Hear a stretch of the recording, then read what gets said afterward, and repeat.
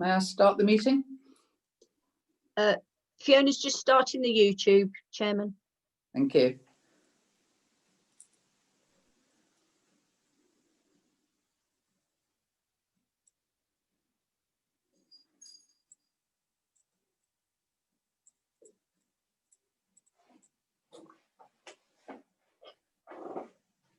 You can go ahead, Chairman. Just wait. Just typical, isn't it? My clock chimes just as I want to speak. Right. Welcome to this meeting of the Environment Overview and Scrutiny Committee. I think by now we've had quite a few Zoom meetings, but please keep yourself muted when not actually speaking. I'm Carol Coburn, I chair this committee. For those of you who are not fully aware of our remit, this is a cross-party backbench committee which scrutinises draft policy and sends suggestions back to the executive for consideration. And that's what we're doing tonight. We're helped by principal officers, and occasionally we invite portfolio holders when necessary. We haven't invited any portfolio holders tonight because the officers' reports are incredibly clear and we felt it unnecessary. It's a long agenda. Please, when you do speak, be brief. Straight on then to the minutes. These are all something totally fictitious at the moment, aren't they, Kim? But could I please confirm that the minutes that were held on the 24th of June 2020, published on the website, are a correct record? Everyone agreed? Just nod. Lots of nods, Chair. Yes, okay, thanks. Apologies for absence, Kim, please.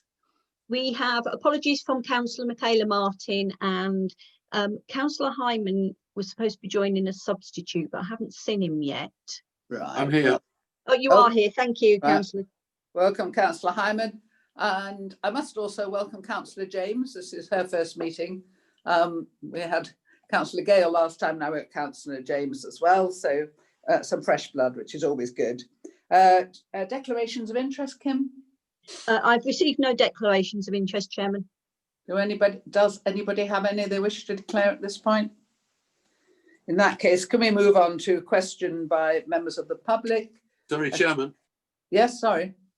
Sorry, Chairman. I am an ordinary member of Friends of Farnham Park, and there is an item on here which mentions the footpath towards the very end of the agenda, which does mention on the climate change proposals. Right. Okay, we'll note that one. Eastern footpath in Farnham Park. Yeah, we'll note that one. Thank you, No Councillor Hyman. pecuniary interest. No, I appreciate that. Thank you. Questions by members of the public, item 4, Kim? Yes, Chairman. We had a question from a Mrs. Kathy Smythe from Milford, which councillors will have had the response to sent out this afternoon. Yeah, and there's also another question from the lady from Whitley, Yes. which has also got a reply. Yes.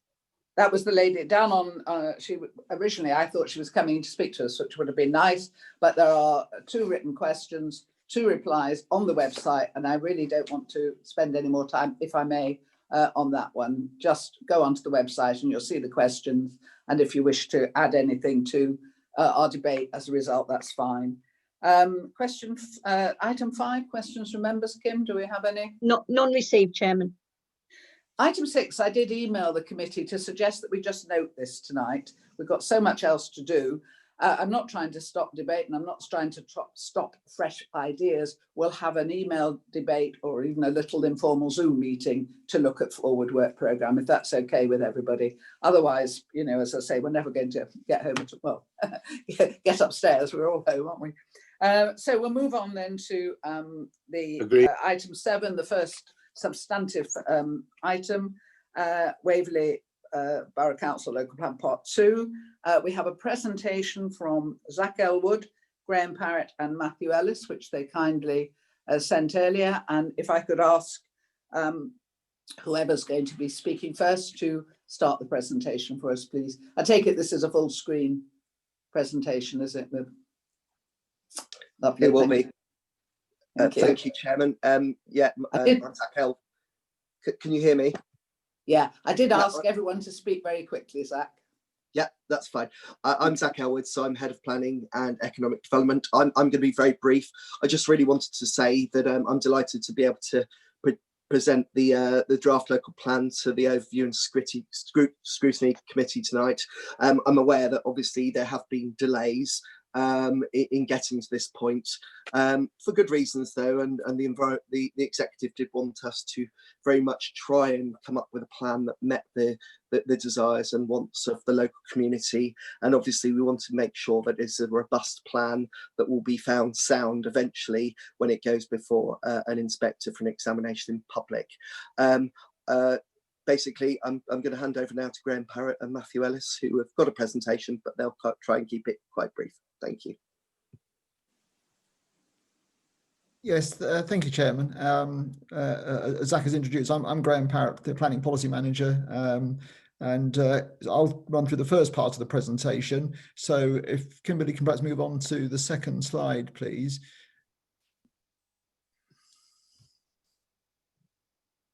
Has it come up? No, not yet.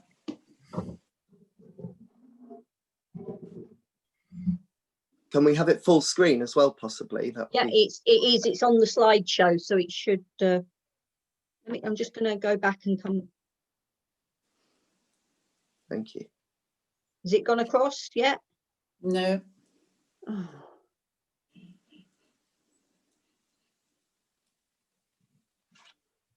Let me try again.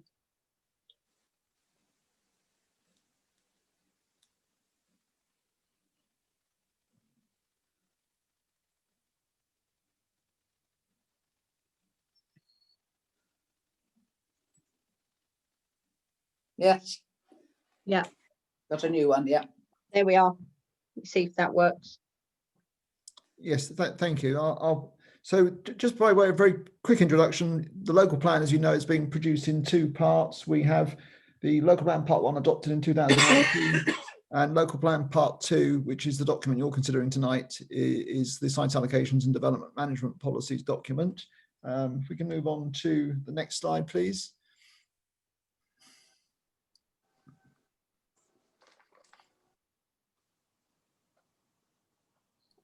I'm guessing it hasn't moved again.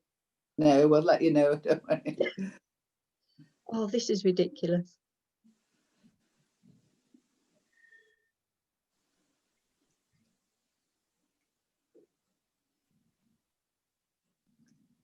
Keeps us on our toes, Kim, because when you come back to us, right? Okay. Has that gone on to the next one? It has, yes. That has gone on to the next slide. Yes, thank you.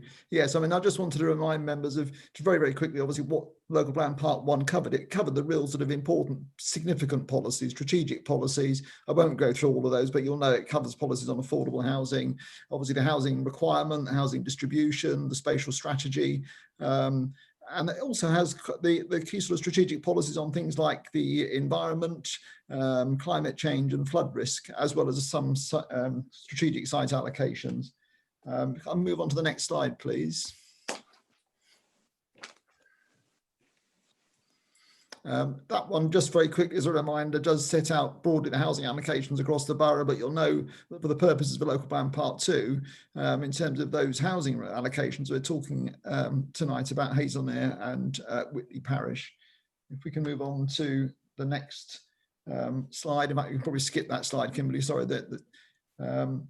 So local plan part 2, it's going to replace the retained policies from the local plan 2002.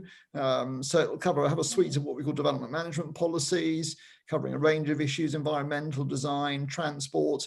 In terms of location of development, that's about things like policies for the rural areas and for the green belt. I'll come on in a bit more detail in a moment to the development management policies. If we can just move on to the next slide.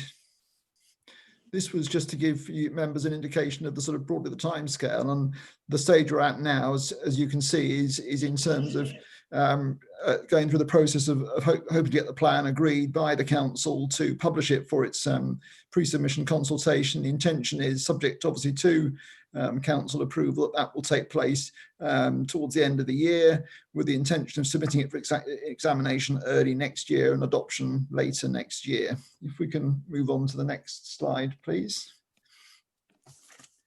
So this one was more about just trying to sort of say there's obviously been a lot of work gone into the plan over a period of time, and in particular you'll know that I think some members may know that the plan was actually considered previously at almost the same stage by the committee back in 2018, and officers were tasked with doing some additional work, particularly around the housing allocations that were proposed in Haslemere and in Whitley Parish. Also since that time, particularly in the light of the climate declaration, we've been looking at how the policies can potentially be strengthened to deal with those issues as well. If we can move on to the next slide and the next one, please. So into the sort of more of the detail of the development management. Oh, sorry, can we go back one, Kim? I think we might have just skipped forward one there. So I think one of the things we wanted to highlight was some of the changes that have been made to some of the policies. So, you know, in terms of what biodiversity, we've now made reference to biodiversity net gain. We do have some new policies in the plan that weren't in there previously. One is policy DM2, which is a policy relating to energy efficiency, and that's the one that includes the requirement for dwellings to achieve a greater reduction in carbon emissions than is currently required by the building regulations. We have a new policy DM3, which is about water supply and wastewater, and it's really around the issue of conditions potentially being attached to planning applications where there is a need for upgrades to infrastructure. And the other policy that wasn't in the plan before, what's been put in now, is one relating to the A31 Farnham bypass improvements at Hickley's Corner. Just to say on that one, there is a policy. Members who are familiar with the 2002 plan will know there's a policy already in that plan, because when that plan was produced, Hickley's Corner was very much on the agenda. Obviously, that then was not on the agenda for several years, but it is now back on the agenda as a possible project. We have included a policy on Hickley's Corner and in discussion with the County Council, and that's really because it's highlighted as a potential project through the Farnham Infrastructure Programme, and we felt it was important that we have something in the plan to recognise that. So that's why we've included this new policy DM10. If we can move on to the next slide, please. The other policies, and you'll hopefully have the chance to read the plan and see this, but there are various detailed policies on things like extensions and alterations to dwellings in the green belts. As I said, detailed design. It's a policy about self-build housing, some policies around things like local green space, heritage assets, policies that build on some of the policies in local plan part 1, for example, in terms of development in town centres and identifying where the primary sort of retail areas are. Tourism and visitor accommodation. There's a policy that requires adherence to the internal space standards. They're just a flavour of some of the policies that are in the plan, but I'm sure you'll have seen from the copy of the plan attached with the paperwork, there are a significant number of policies, and some of them that I haven't mentioned on this slide are policies, for example, that deal with the detailed boundaries of some of the landscape protections within our settlements, like the hillside policies and like the areas of strategic visual importance, which I'm sure you're familiar with. If we can move on now, I think, to the next slide, and I'm just before I hand over to it, because Matthew's going to take you through some of the housing issues, particularly. Just before I do that, just something that's been raised with us today, and Matt, you'll see the relevance of this when Matthew gets on to Haslemere. One of the sites I'm sure you know in the plan as a proposed allocation is at Red Court in Scotland Lane. There has been a query raised about a potential discrepancy in terms of the precise alignment of the boundary between the AONB and the AGLV on that site, and whether part of the site is in or out. Our intention has always been that site boundary should follow the line of the AONB AGLV boundary. We are going to sort of follow up the discrepancy and clarify that, but we thought we ought to just make you aware of that this evening. But with that, if I can now just pass over to Matthew to take you through the rest of the presentation. Thanks, Graham. Yeah, this slide is basically just a reminder of settlements that we're allocated for in local plan part 2, Haslemere, Godalming and Whitley, including Milford, sorry. obviously we need to ensure that the local plan part 2 is going to meet all the housing which is set out in local plan part 1, and in doing so we have to ensure that the sites can be delivered, that they're realistic and they can be delivered and must be suitable, available and achievable. But obviously it's not the exact number that Graham's shown in that previous table that we're actually looking to allocate for, because obviously we need to take into account the number of commitments that have taken place since local plan part 1, the base plan for that. Next slide, please. So bearing that in mind, there's no houses that are required to be allocated in Godalming because the commitments now exceed the number which was in the plan. However, we're still looking for 320 on Haslemere and 203 in Whitley. So next slide, please. Just a reminder that we are only dealing with the 3 settlements that we dealt with because a number of neighbourhood plans have taken the responsibility of dealing with their allocations themselves, and they are progressing. Some of them have already submitted or part on the process of being submitted, and they are making good progress with regard to them. With regard to Elsted, where we originally were going to allocate, they are now doing their own allocations, and that's the result of the National Planning Policy Framework allowing neighbourhood plans to make detailed amendments to the Green Belt. So the next slide, please, and the next one after that, thank you. So in terms of allocations for Haslemere, you may recall that the preferred options put forward a number of sites, greenfield sites in Haslemere that lie between Longdean Road, Hedgehog Lane and Sturt Road, as well as the greenfield site at Redcourt. And these themselves, as a result of preferred options, were commented on most. There was obviously concern that they were in the OMB or partially within it. In terms of Redcourt, there was concerns about the visual impact as well as obviously some transport implications. And there was a concern that actually more should be done in terms of actually meeting Haslemere's requirement on brownfield land. There was also, as I say, concerns about the wastewater and supply in order to meet the additional housing that was coming on board. So again, that's just the bottom part of it. It's just a reminder of how many homes we need to look for, 320. And next slide, please.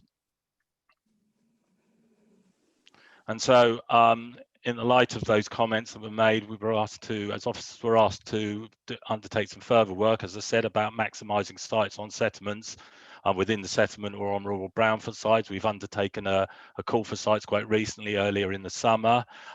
We've considered higher density on those sites that are being allocated, and you see some of those allocated sites, the ones that the council own were the Key site, or had partly ownership of it, the Key site, the Weyhill Youth Campus, as well as the Fairground car park. They've all increased their allocation numbers slightly. We've also put forward a higher density policy encouragement within the town centres, and as Graham spoke about earlier on, we've also proposing a wastewater and water supply policy with regard to aligning identified needs with the occupation of new homes. And the next slide, please, which I think talks about just number of the constraints to actually putting forward some of the sites within the settlements and on rural brownfield. We've obviously got the presence of the SPA, the Wealdon Heath SPA. There's also physical constraints on sites, which means they can't be delivered, as well as also the lack of availability. Some of the sites that were put forward to us were promoted not by the landowners but by third parties. In terms of some sites, there was actually, such as commercial sites, there was already people already being occupied by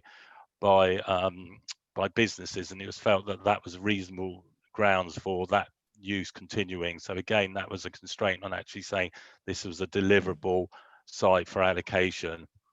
The windfall estimate, the contribution from windfalls, is based on the local plan part 1 method, which was deemed sound. So we've adhered to that. We've kept that same approach. So all in all, there's still a need to look at greenfield sites if the number of rural brownfield and brownfield sites wasn't enough. And obviously we've taken into account the sustainability appraisal and the landscape assessment work that's also been undertaken. And the next slide, please. which basically shows the 11 sites that we're now proposing for allocation. As I said, most of them, with the exception of Redcourt, are either rural brownfield or brownfield sites within the settlement.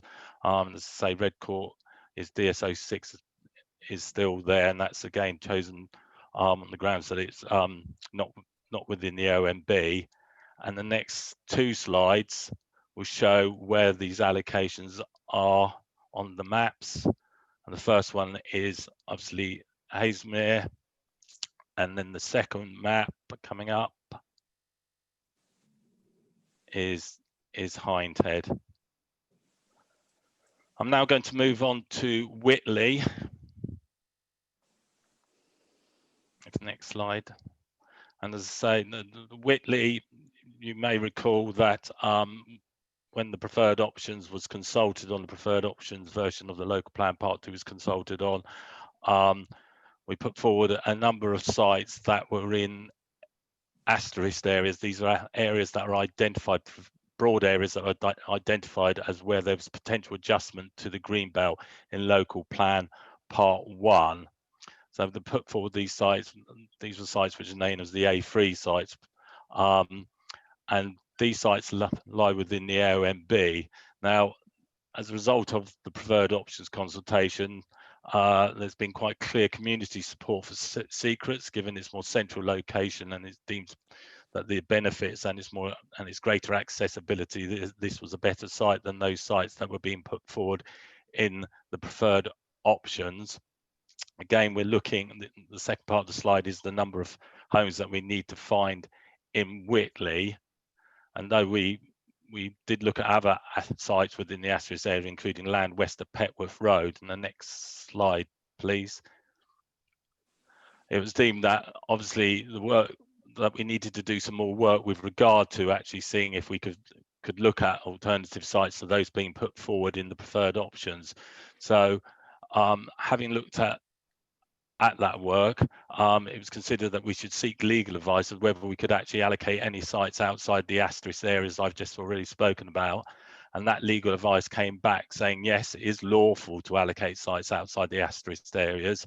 And in fact, the selection of such a site could be broadly consistent with local plan part 1, but we'd need to have clear and cogent reasons for choosing that. So obviously full justification for doing that, and why that site performs better than the sites that we previously chose. So we commissioned some further work on the green belt, which went further than the green belt work that we did on local plan part 1, because it looked at individual sites, not only their contribution to green belt purposes, but also with regard to the impact that they would actually have on green belt from development. And that work recommended a number of sites for further consideration, which would be then weighed up with other supporting evidence that's coming from the sustainability appraisal and the landscape assessment. And the next slide should show the allocations that now we're putting forward in local plan part 2. There are 3 sites, so Highcroft and Wheeler Street nurseries, and then land at Secret. So they're the 3 sites now we've been put forward. And again, the next slide will show, if that's okay, show the location of the sites on the map. So the first 2 is Secret's the large site, Highcroft is DS12, and Wheeler Street is DS13 on the inset map. And then next slide, please. Sorry, I'm going. Just to talk briefly about the Gypsy and Traveller allocations. Initially, in the preferred options, we were looking to allocate sites to provide or deliver 43 travellers pitches and 2 travelling show people, which was in line with the traveller accommodation assessment. However, the work that we've undertaken with regard, the planning permissions that are now being granted means that this number has been reduced now to that we only need to find 17 traveller pitches and no travelling show persons plots. And next slide, please. And in accordance with the strategic policy set out in local plan part 1 with regarding to identifying sites for allocation, where we're prioritising intensification of existing authorised sites, the allocations which are on the next slide accord with that approach. So as you can see, There's one in Dunsfold, one in Cranley, and then four sites in Farnham. And again, the map, which is shown on the next slide,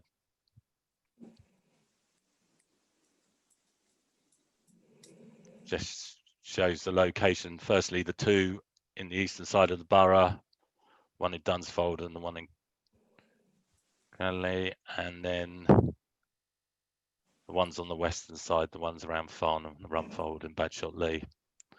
And then the final slide, I think that's coming up, we'll find two slides. The next one, please. Basically just talks about what Graham spoke about, that in terms of some of the other designation changes, but we've made some changes to the settlement boundaries. Not only do we need to amend the settlement boundaries to accord with the allocations that we've just I've just spoken about, but also to undertake more factual changes to boundaries. That is, ones that make more sense on the ground, plus ones that obviously take into account extensions and planning permissions have been granted since 2002. So that concludes the brief presentation.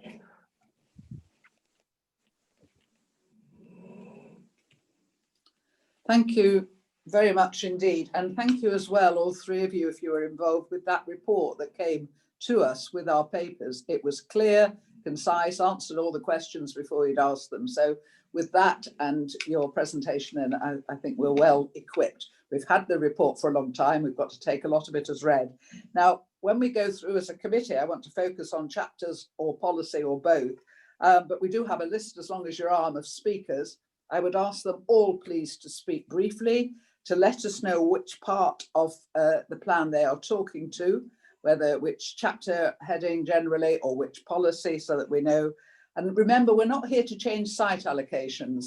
We have, this will go to consultation, the technical consultation Reg 19, and then it will go out to an examination in public. So all of these will be fought if people wish to fight them. We are here to look at policy and by all means comment on the site allocation, but we're not here to change them around at this stage.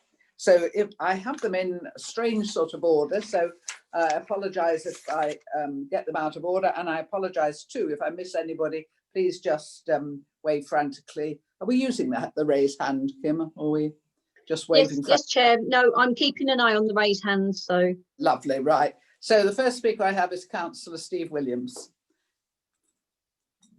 I'll reserve the right to speak at this point in the proceedings, and may choose to speak at another point. The point is, Councillor, I really want to get the speakers out of the way, as it were, so that we can collate their responses with ours, you know. So I'll take that. I've registered to speak on every item, I Chair, notice. because I've reserved the right, since this is an Environment Overview and Scrutiny Committee, to respond to anything that comes up in the debate. Yes, thank you. And I said I would come back to you, but can we focus, please? Councillor Follows. Thank you very much, Chair. I'm only going to be brief. I just wanted to highlight in this particular section that we have obviously seen additional or different allocations in Whitley. We have obviously also tried in Hazelmere. We're going to continue to keep trying and having discussions with Natural England, as they have decided to oppose a C2 application on the site that's alternative to Redcourt. My hope is that we can have discussions with them and potentially overturn that C2 and perhaps allocate a C3 instead. And it is certainly my hope that we'll do that with the alternative site and ward councillors, as well as with our planning department and the Surrey Hills AONB people. Sorry, I appear to have lost my connection. I apologise. Can you still hear me? Yes, yes. Yeah. Yeah, my apologies. Sorry, the signal is terrible. So all I wanted to highlight at this point is that we are still having discussions regarding the Hazelmere allocation, and I wanted to reassure Hazelmere members. Yeah, I think we are struggling with you now, Councillor Follows, but I think we've got your point. Thank you very much indeed. Councillor Baker, could you tell me what you wanted to speak on in terms of chapter or policy, so that we can focus a bit? Yes, certainly I can. I would want to speak, please, on the Land Secrets in Milford as one of the sites for fulfilling Whitley Parish Council's housing quota. and I will be brief. There is some history on the choice, and I congratulate the parish council on sticking to what it wants, and that is secret site, and there is not so much favour for the A3 sites.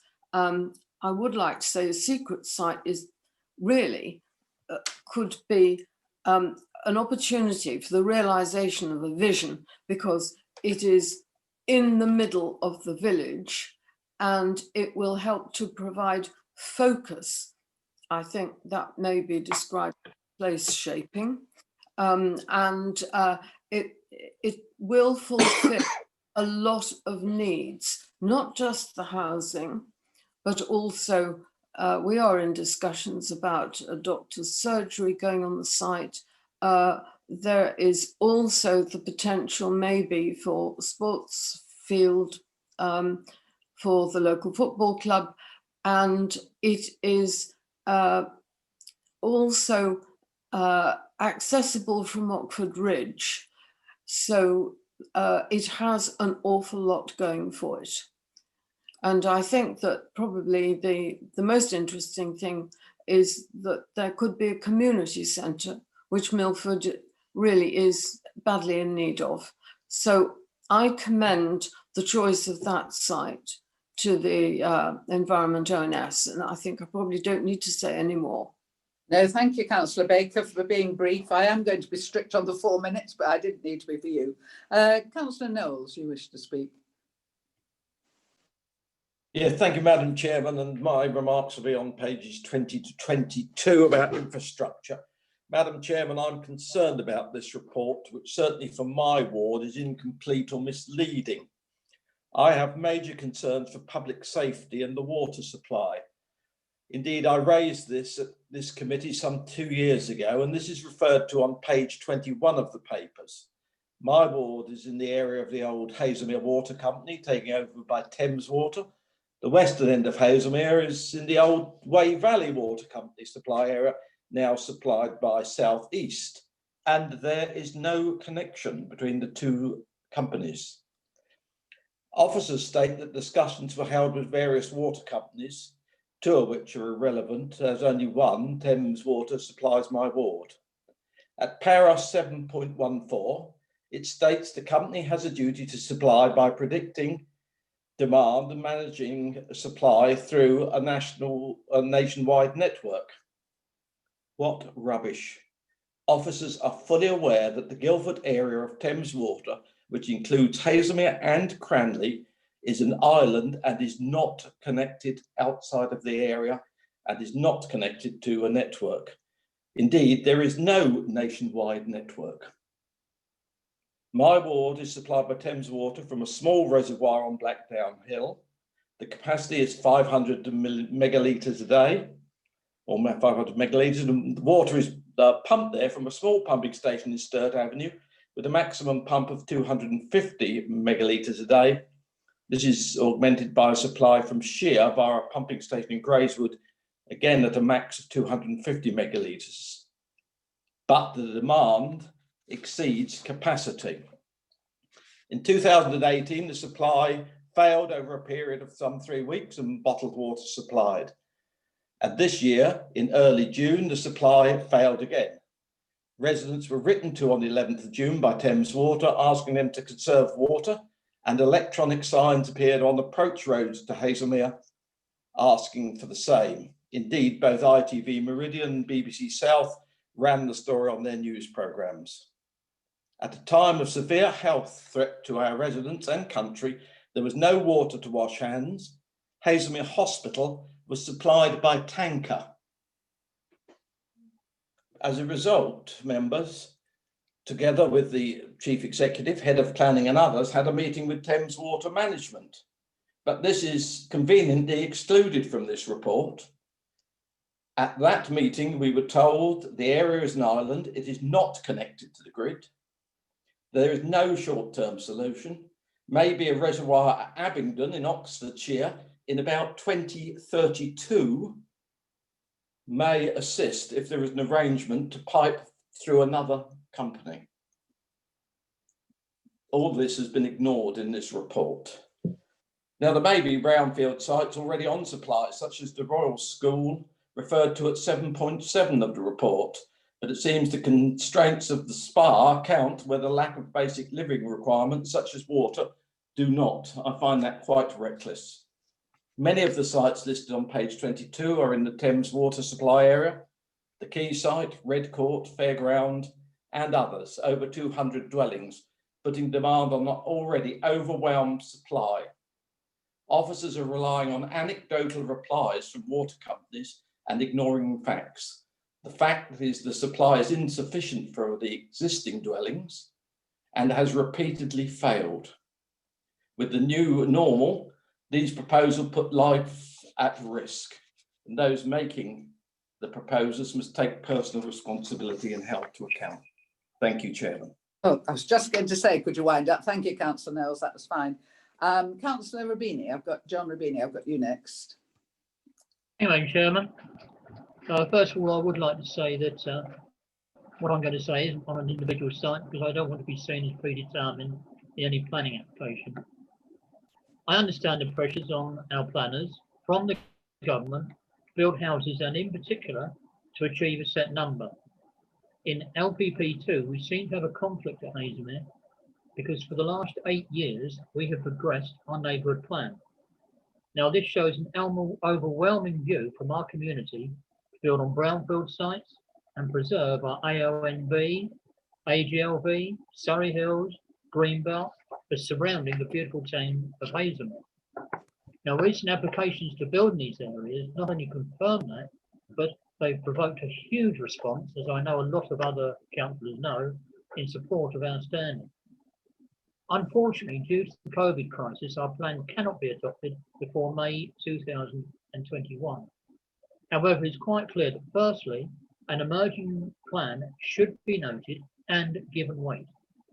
Secondly, there is a commitment from the new administration to ensure that decisions are based on local views. That is, bottom to top. We may also add to this that Thames Water, as you've already been said by Councillor Knowles, but very well, are at present unable to provide enough water in hot weather to sustain a supply. I myself got a letter, I was cut off, we had no water. I believe this will continue for a further 5 years. So I understand it may be longer. Now, I was elected to reflect the views of the local community, and I will do so.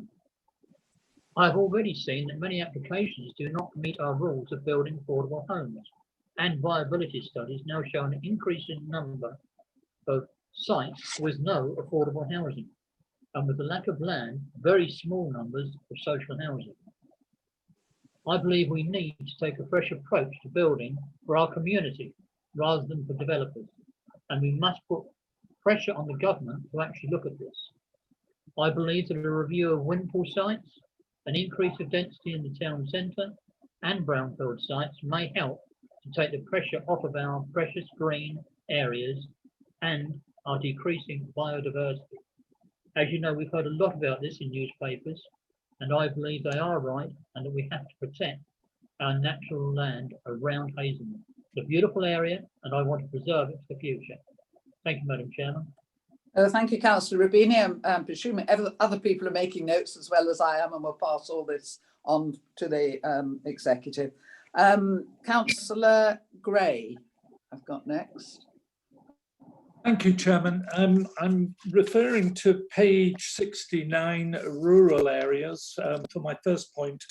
And there's two issues here. One is current agricultural buildings, and there's a number of instances where agricultural buildings have been left fallow for a number of years, then basically be bought up by developers who basically go in for permitted development rights. The policy originally was to support agricultural businesses to diversify and to be able to sell off unused. We have no protection and no policies in this borough that allows us to slow this down on incompatible, basically permitted development right applications. We can't properly assess contamination on the line. We can't properly assess highways. we do need to strengthen this up so that inappropriate permitted development. I have no problems with those sites going forward in a full planning application where they will be assessed on their merits, and we could put the full assessment for those. And I do think that we need some policies in there. On the same issue, but a slightly different subject, we talk about equestrian. There is around the Dunsfold, Chiddingfold, Cranley area, and in other parts of the borough, large amounts of equestrian land, equestrian activity, which provides employment and also shapes the landscape. But there are occasions when somebody tries to make a small livery unit into a 3-bedroomed house, and they basically turn around within their application and say there's no need. We have no justification policies, as we would do with a business premise. And this was quoted to me in a particular instance by planners, saying we do not have a specific policy that makes them justified. And there have been 2 instances, again locally, where there is a need for equestrian. Approaches were made, but they were dismissed because it's much more profitable to basically try and convert this to residential. I would ask that we look again at those. I think the rural section of this policy is woefully inadequate. I've always had a view that the rural parts of Waverley don't get a proper say, and I think there must be other people who have similar concerns. My second point, and I'll be quick, Chairman, because I know you will, if I'm not, is really around 87 local green spaces. I noticed that there are no real green spaces other than in Hazelmere and Farnham. There's a lot of areas that are going to be looked at within neighbourhood plans, but there's a big one that's come up around Dunsfold Park. Dunsfold Park, when we put the policies in place, we made no attempt to protect the periphery of Dunsfold Park. We had an application for a museum, a totally inappropriate location, and it was approved basically, and I think it was approved by an inspector on the basis there were no policies that basically protected that area. There are other instances, which I won't quote in this public meeting, that could threaten Dunsfold Park. And we do need a policy around the periphery of Dunsfold Park that protects Dunsfold Park from the whole master plan and garden village facility. I believe we could do that. And also, I think that we could do something in terms of green spaces between the small village of Dunsfold and the wider village of Dunsfold Park. That's my points, Madam Chairman. I hope I met your time criteria. Thank you for letting me talk. No, that was fine and very interesting. And as you say, it applies, apart from the Dunsfold Park bit, the other parts that apply across the borough. And the last one I actually have down on the list is Councillor Isherwood. I don't know whether anybody else has got the name down, but Councillor Isherwood. Thank you very much, Madam Chairman. I referred to page 18 and housing sites in Hazelmere, and a particular concern is affordable homes, or indeed lack of them.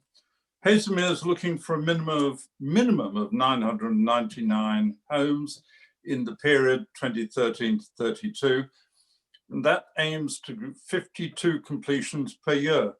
We're behind the curve with this. We've only achieved 31 per year, 218 as opposed to 364. We're looking to see, or we have 670 planned permissions, but we know that many developers are delaying their work. And in fact, we've got many, or we've got 2 large sites that are 7 years and still not a brick in the ground. We've got many of the already granted permissions are windfall sites, and PDO has given us numerous dwellings, but windfalls don't in any way contribute to affordable homes. Hazelmere looking for the minimum 990 homes. Waverley wants 30% affordable homes. That's 330. I don't believe we will ever reach that target in Hazelmere. So we've seen developers produce viability reports, no affordable homes. Their suggestion of more retirement homes, villages or care homes, they come under C2. So possibly no affordable homes there. Haslemere, as I'm indebted to a correspondent today, approximately 56% of the local demographic within Haslemere will be over the age of 70 in the next 10 years. We need to balance things. We need more affordable homes for the young and needy. They don't come from windfall homes, but from the larger developments where housing associations take on the affordable homes, offering homes for rent and part ownership, people getting on the housing ladder. We are becoming a rather more diverse community. The gap between the haves and the have-nots, I'm afraid, is not decreasing. We need to balance our local population with dedicated young people, particularly those in the lower pay brackets who are looking for homes. But at the moment, they have to move away from Haslemere to the Wokings, the Bordens, the Altons, to find accommodation that they can afford. We have an awful lot of people commuting in to our area to do many of these jobs that I think we should be looking to fill ourselves with homes that people can afford.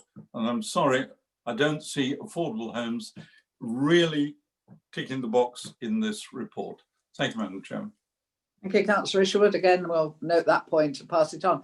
Now, I notice there's two members of the committee who have raised their hand. I would like to go through systematically now with the committee, you know, going through the report. So unless you've got general points, could I ask you to join in at any, you know, when it's a suitable point? What I'm talking about, if we could just go to the trying to think what it's called, document will do.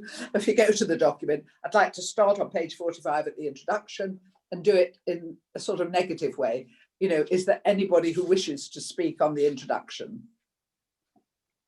And if you could indicate, Councillor Gale, do you wish to speak on the introduction?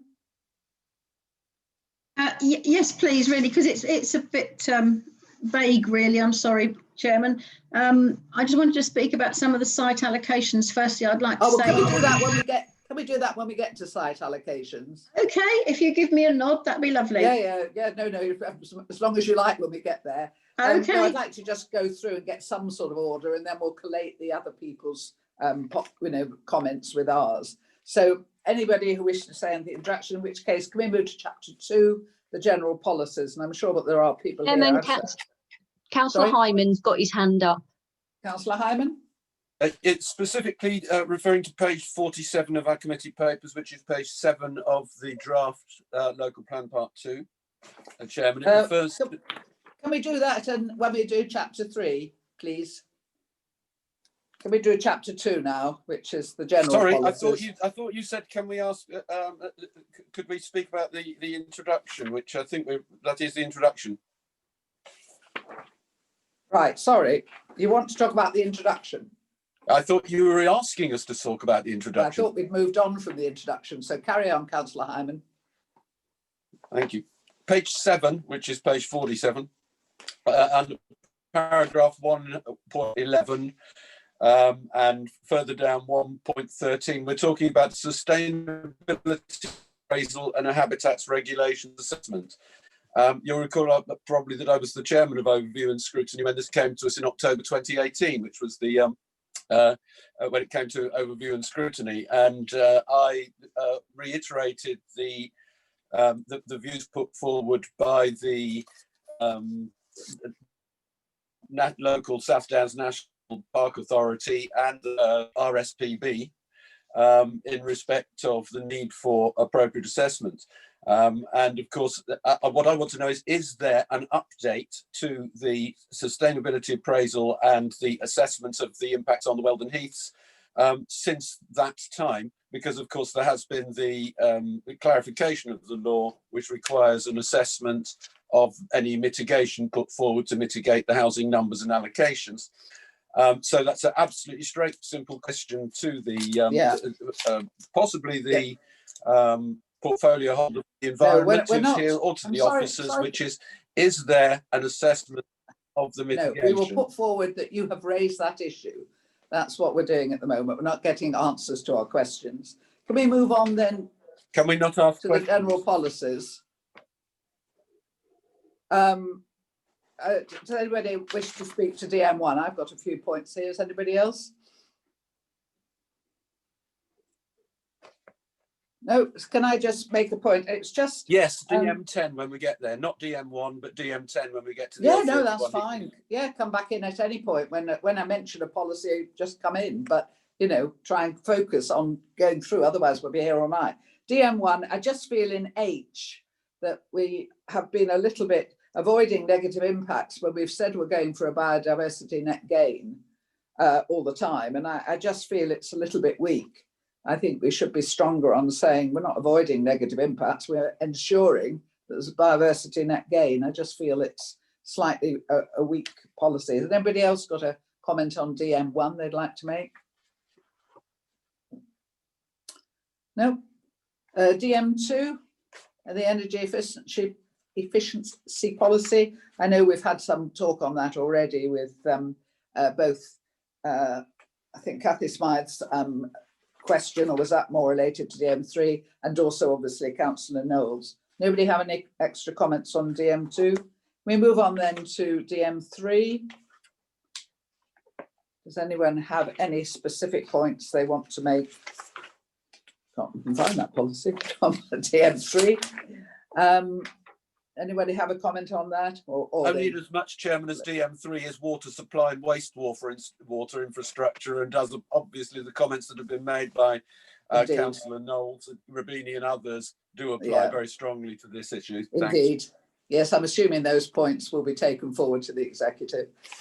So DM4, which is dear to many of our hearts. Does anybody wish to speak to DM4?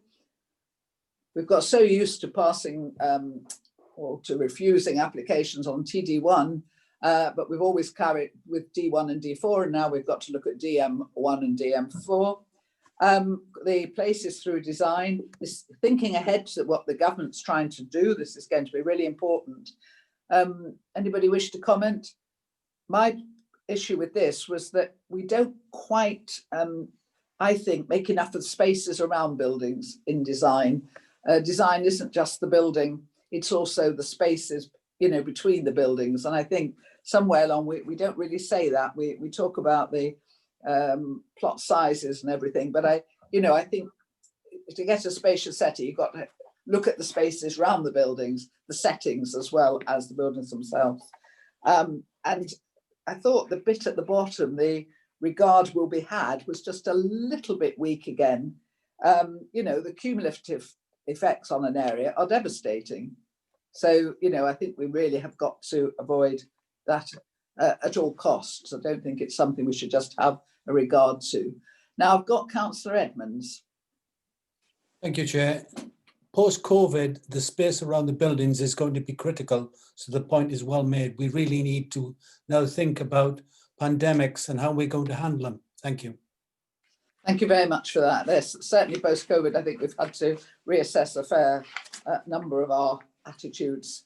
Anyone else wanted to speak to DM4, the main quality one? This is going to be a key policy.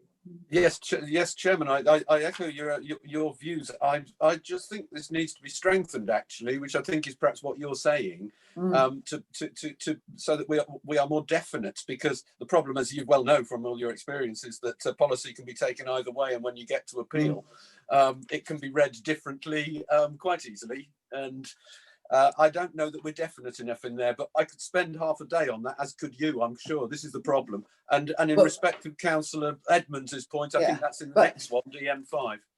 But remember, what we have to do is get this into its next form, and then we have a chance during the consultation and obviously during the examination in public to strengthen and make points, So we'll do what we can within the constraints of this meeting. DM5, yes. Now, does somebody say they wanted to speak on this one? Councillor Darcy?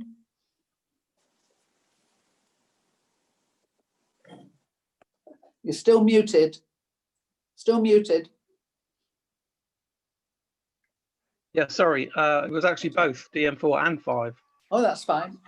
I just wanted to say that in DM4, there's no reference to green infrastructure, which I thought perhaps there should be. And It's up later, doesn't it? But yeah.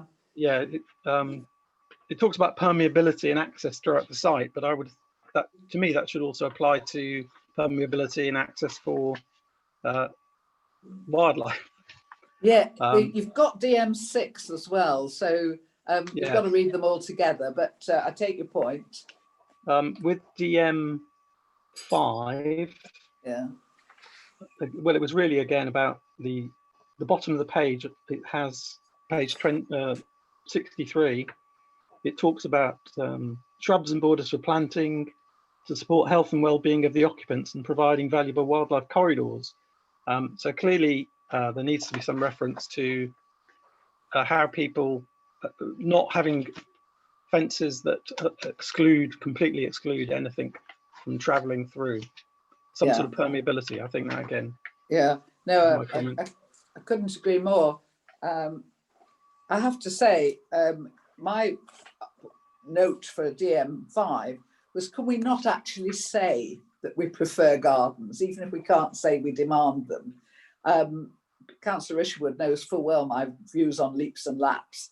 You know, as a mother and a grandmother, I know that if you've got a small garden, you can do your carrots while you watch your children. If you have to go to a leap or a lap, you have to go out, watch your children on the leap and the lap, and then come back and do the carrots. And to me, it is so much easier and a much better lifestyle if people actually have a small amount of private amenity space, not a shared amount if possible. And I really would love to be an authority that actually did prefer gardens. I don't know where they come up with these ideas of leaps and laps, but whoever did it should have his bottom smacked. Moving on to DM6, and this I think crosses over a little bit, Councillor Darcy, with what you were saying, because in the public realm, this is where they mention landscaping, green infrastructure gets the message here. My query here would be that we've got including providing wildlife corridors, but we want to preserve what we have. I mean, we should be seeking to increase everything. So we're seeking to preserve the biodiversity and increase the biodiversity. We're seeking, presumably, you know more about this than I do, Councillor Darcy, but we're seeking to preserve the wildlife corridors and create new ones. Is that not? Yeah, I think that's a very good point, actually, Carol. Yes. So I think, you know, what we're basically saying is, you know, whatever we now have, we want to improve on it. We don't just want the status quo, and we certainly don't want to go backwards. So it's just a question of putting in a couple of little words. I don't think it's a huge rewrite by any stretch. DMA comprehensive. Sorry, if I may, I did wish to speak on DM5, safeguarding amenity. The point's been raised in respect of gardens and fencing. Obviously, what people like to do is to have fencing to stop their dogs from disappearing off everywhere. That's you know, an important thing to people who have got pets and whatever. And that is simply obviously diametrically opposite to allowing wildlife to roam through your garden. In a lot of new estates, obviously not so much in older places, but with the new estates we're building, and that's what we're talking about.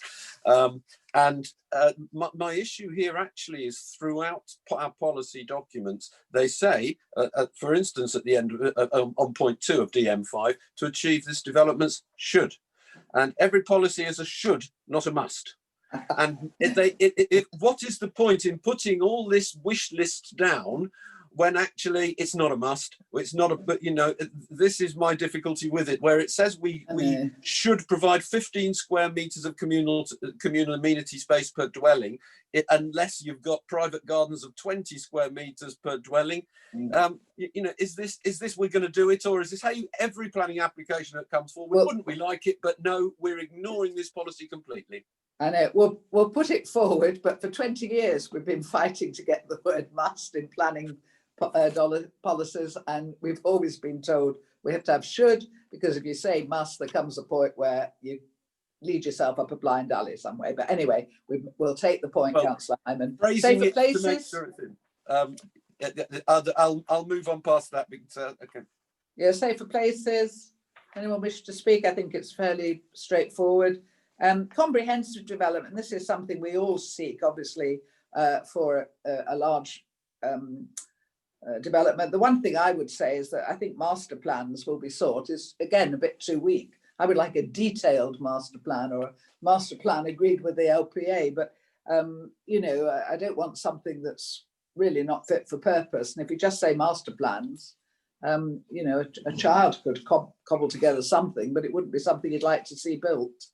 So, you know, again, it's just a question of slightly strengthening the vocabulary, I think. Everyone still with me? We move on to DM9, accessibility and transport. Anyone got any interest in this one? Well, yes, as well as that DM10, which I sort of take together because it's been added in to strengthen it at DM9, I think, for Farnham.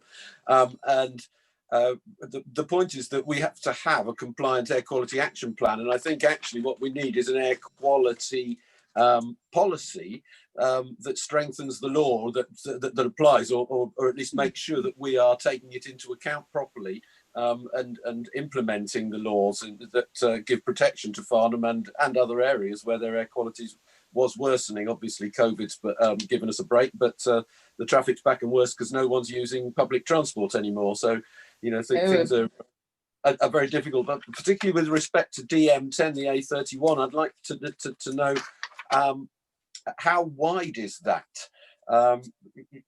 Because DM9, and we're simply told here that local plan part 1 sort of agrees, in our local plan part 1, we agreed that there weren't any real traffic issues, everything was taken care of, traffic's going to be okay, and this refers back to that, and obviously you and I would not accept that, I don't think, and a lot of others wouldn't either. No, I mean, I think one of the reasons I don't speak on transport and traffic is because I just don't think I get anywhere, you know, I just think I waste my time. Absolutely, so, but how wide is it? I don't know.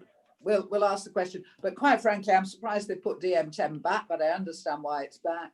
But I think the FIP is so far, well, just so new, then I'm not sure that we're going to get anywhere near that, but who knows? It won't do any harm to have that policy there if we need it.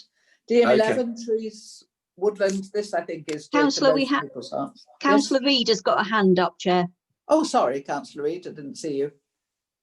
Thank you very much, Chair. Having been parish councillor in 2 very rural wards, I would like to reiterate the importance and DM9 of minimising, it says, adverse impact of any potential HGV traffic movement, particularly on rural lanes. And we had our listening panel, and that was raised a great deal by most of the participants in the area. It is, I think, something much more could be done. And I'd like to see it emphasised more, that we would perhaps lobby the Surrey County Council and say that, you know, even though it says restricted roads to HGVs, I know of one rural area in Gloucestershire that actually lobbied all the sat-nav companies and had them taken off, you know. Yeah, I mean, I agree with your points entirely. I think we're just stepping slightly beyond the brief of local plan part 2. It's not that I disagree. I think probably as part of... Yeah, but item C, Chair, there's minimise, and I would argue that minimise and must are, you know, must take an endeavour. Yeah, thank you very much. Thank you. Yeah, no, I agree with you. I think, again, it's that strength of vocabulary, I think, that we all feel when we're reading policies. DM11, the trees, woodlands, hedgerows and landscaping. I think we're all pushing it an open door here. Does anyone have any particular points they want to raise? I mean, to me, as a borough, it's green. I mean, I think of Waverley and I see green, and therefore I want green boundaries. I don't want fences. I hate them. I don't want thick gates. I hate them. You know, I like everything to be green. So I don't think anybody here would argue against this. I would love to strengthen green boundaries and street trees and all these things, because you know, I really would like to see Waverley really maintain its greenness. Back to what I was saying earlier, not only increases it, but also maintains it. But does anybody else wish to say anything? Councillor Edmonds? Yes, thank you, Chair. I think we should push for hedges rather than fences, because there's been one occasion where somebody put up a fence and the planning inspector agreed with it, as far as I can. So we really need to push for hedges. Fences are too hard. We need a softer environment. I'm just laughing because I actually said to somebody, we actually prefer green boundaries, and he painted his fence green. And I've been careful to avoid saying that, but when I talk about green boundaries, I do mean hedges. Thank you for sharing. Not green fences. So thank you for that. Councillor Baker? Yes, thank you, Chair. If I may come in. Actually, you're not a member of the committee, are you? No, but no. Can I just take? Can I take the committee at the moment, and because you have spoken? Yes, absolutely fine. Would there be a chance for me to speak later? If we have time, it all depends. We've got quite a heavy load tonight, to say the least. Yeah. But I'll try and fit you in, of course. Thank you. We'll be brief. Thank you. Good. Councillor Reid? Thank you, Chair. About the trees, I think we need to look at landscapes to have, and we're talking here again about the animals having easy access to go between the trees and the hedges in the landscape. And I don't think that's addressed in that area at all on DM11. One of the problems we have is that we have to read all the policies together, and they do overlap. Just the way when you're trying to write a policy, you can't put everything in. So I think that's a good point. Whether it's covered in earlier policies like 9, I don't know. No, 9's the air one, isn't it? The earlier one on I'm trying to say wildlife corridors. I'm not sure, but certainly 4 and 5, it's a good point. Going back that far, am I? Councillor Darcy? Just that Councillor Else would like to speak. Oh, thank you. Sorry, Councillor Else, can't see you anywhere. Thank you very much. I'd just like to say DM11. In particular, I would like to see some reference to visual pollution, because again, we've got this should be when significant harm to existing woodland and important trees and hedgerows cannot be avoided, should be adequately mitigated for. And I think it must be. I think there we should be able to insist on the word must. But I really do think that with regard to all this fencing, and fencing is actually encompassed in several of the other DMs previously, visual pollution is very important, as I know only too well from my experience with the development in my ward. Thank you. Yes, no, very true. And as you say, if it's a legal responsibility, surely we can say must. If it's like ancient woodland or something, I'm sure that has to be must because it's the law. So if we can strengthen any of these words, I think the committee is saying please do. DM12, good news in the new planning consultation that they're telling us they're going to strengthen planning enforcement. Does anybody wish to say anything? Councillor James? No, actually, it's DM11. Okay, yeah. Going back, sorry. My concern always with all the tree planting that goes around, with all these houses that have tiny gardens, they always get cut down because the people who have a tiny garden don't want a tree blocking all the light and everything else, and anything that hangs over their garden they're entitled to chop down.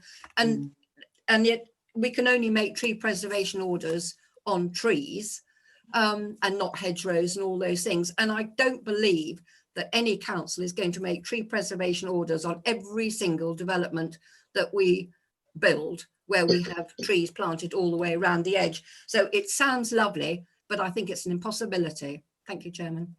I think you're absolutely right. You see so many landscape schemes being delivered, and then, as you say, 2-3 years down the line, they don't look anything like how it was presented at the committee. So I think that's absolutely right. Trees are great in the right place, the right tree in the right place.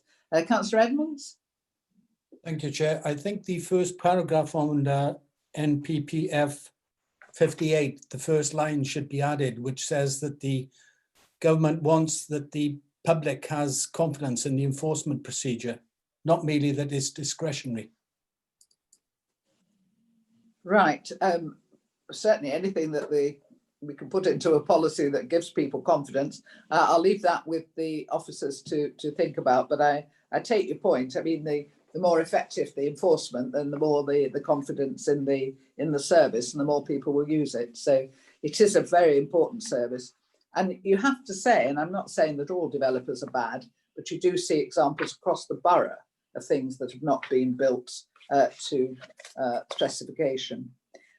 Chairman, moving on then, can I just ask whether you what your opinion is of the local planning enforcement plan, because I really don't know it myself. It's a hole in my knowledge, total vacancy in that respect. And for all I know, what Councillor Edmonds has just said might be in the local planning enforcement plan, or there might be one coming for all, I don't know. Do we know anything about it? Well, I certainly don't, but again, I will leave that to the officers who and when they're going back to the executive, and we can perhaps ask the question there, because no is the simple answer. But the important thing is that we have a policy that promises firm and effective enforcement, and that we deliver that policy. That's the important thing from our point of view, isn't it? But it does if part B is satisfactory, yes, and yes. So if we go on to location of development in chapter 3, a lot of it is maps, so I don't know that anyone will particularly want to speak to them, but you're very welcome. We've got the DM13, which is the development within the settlement boundaries. So don't know whether anyone wants to speak on any of the areas that are there and the boundaries. We've got, sorry, somebody to indicate, we've got DM14, which is the extensions, alterations in the green belt, very important policy. Does anybody wish to speak to that one, DM14? Ahead of me. It's good to see that, you know, we are getting some more detailed, you know, on sizes and things that we are going to permit, because that's something that has been worrying many, I think, on the committee. Looking at rural areas, we've had some very effective speakers already explaining where the deficiencies are. Does anybody else wish to add anything else about the rural areas? DM15. No, sorry, Chair. Oh, yes, I am unmuted. Sorry, Chairman. I had noted under DM14 that where under B it says for residential development outside of defined boundaries, extensions would be. It's the wording of that to me was quite unclear. And when you're putting together policies, you need to be fairly tight. It's on page 66 or 106 of the agenda report, and it's DM14 subsection B. Part 2, and it says replacement buildings which have a floor space 10% or greater than the building replaced will normally be considered materially larger.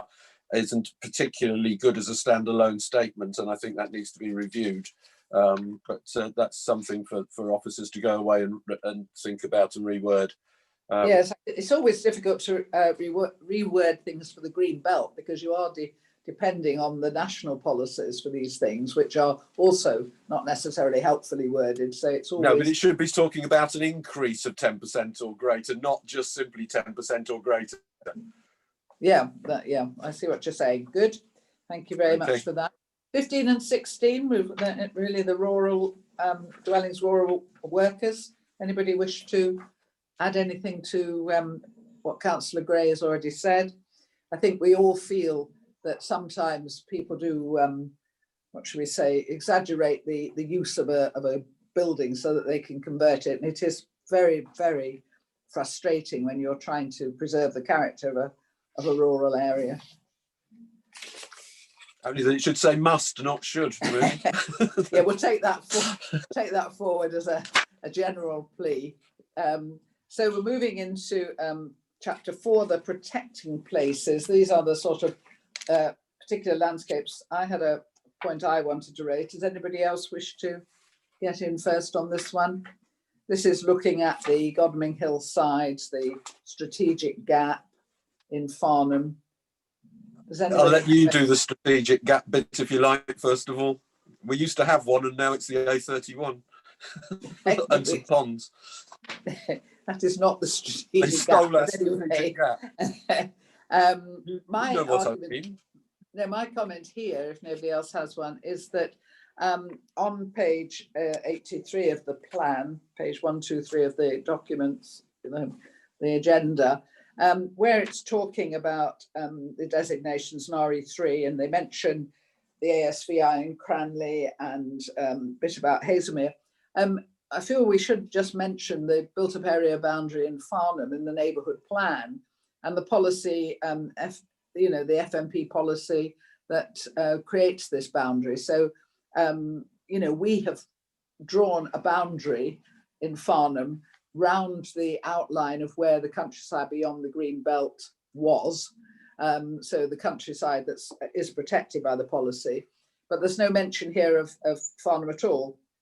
And I just feel that if we could just get a mention of the built-up area boundary and the fact that, Farnham has allocated sites within its built-up area boundary. And obviously we can't say nothing can be outside, but we do wish the area outside the built-up area boundary to be protected by these policies. So if we could perhaps just get a mention of the built-up area boundary and why it was drawn in Farnham, it just sort of fits in with what you're saying to me about Cranley and Haslemere. Local green space, somebody raised earlier, if anybody wished to speak to this one.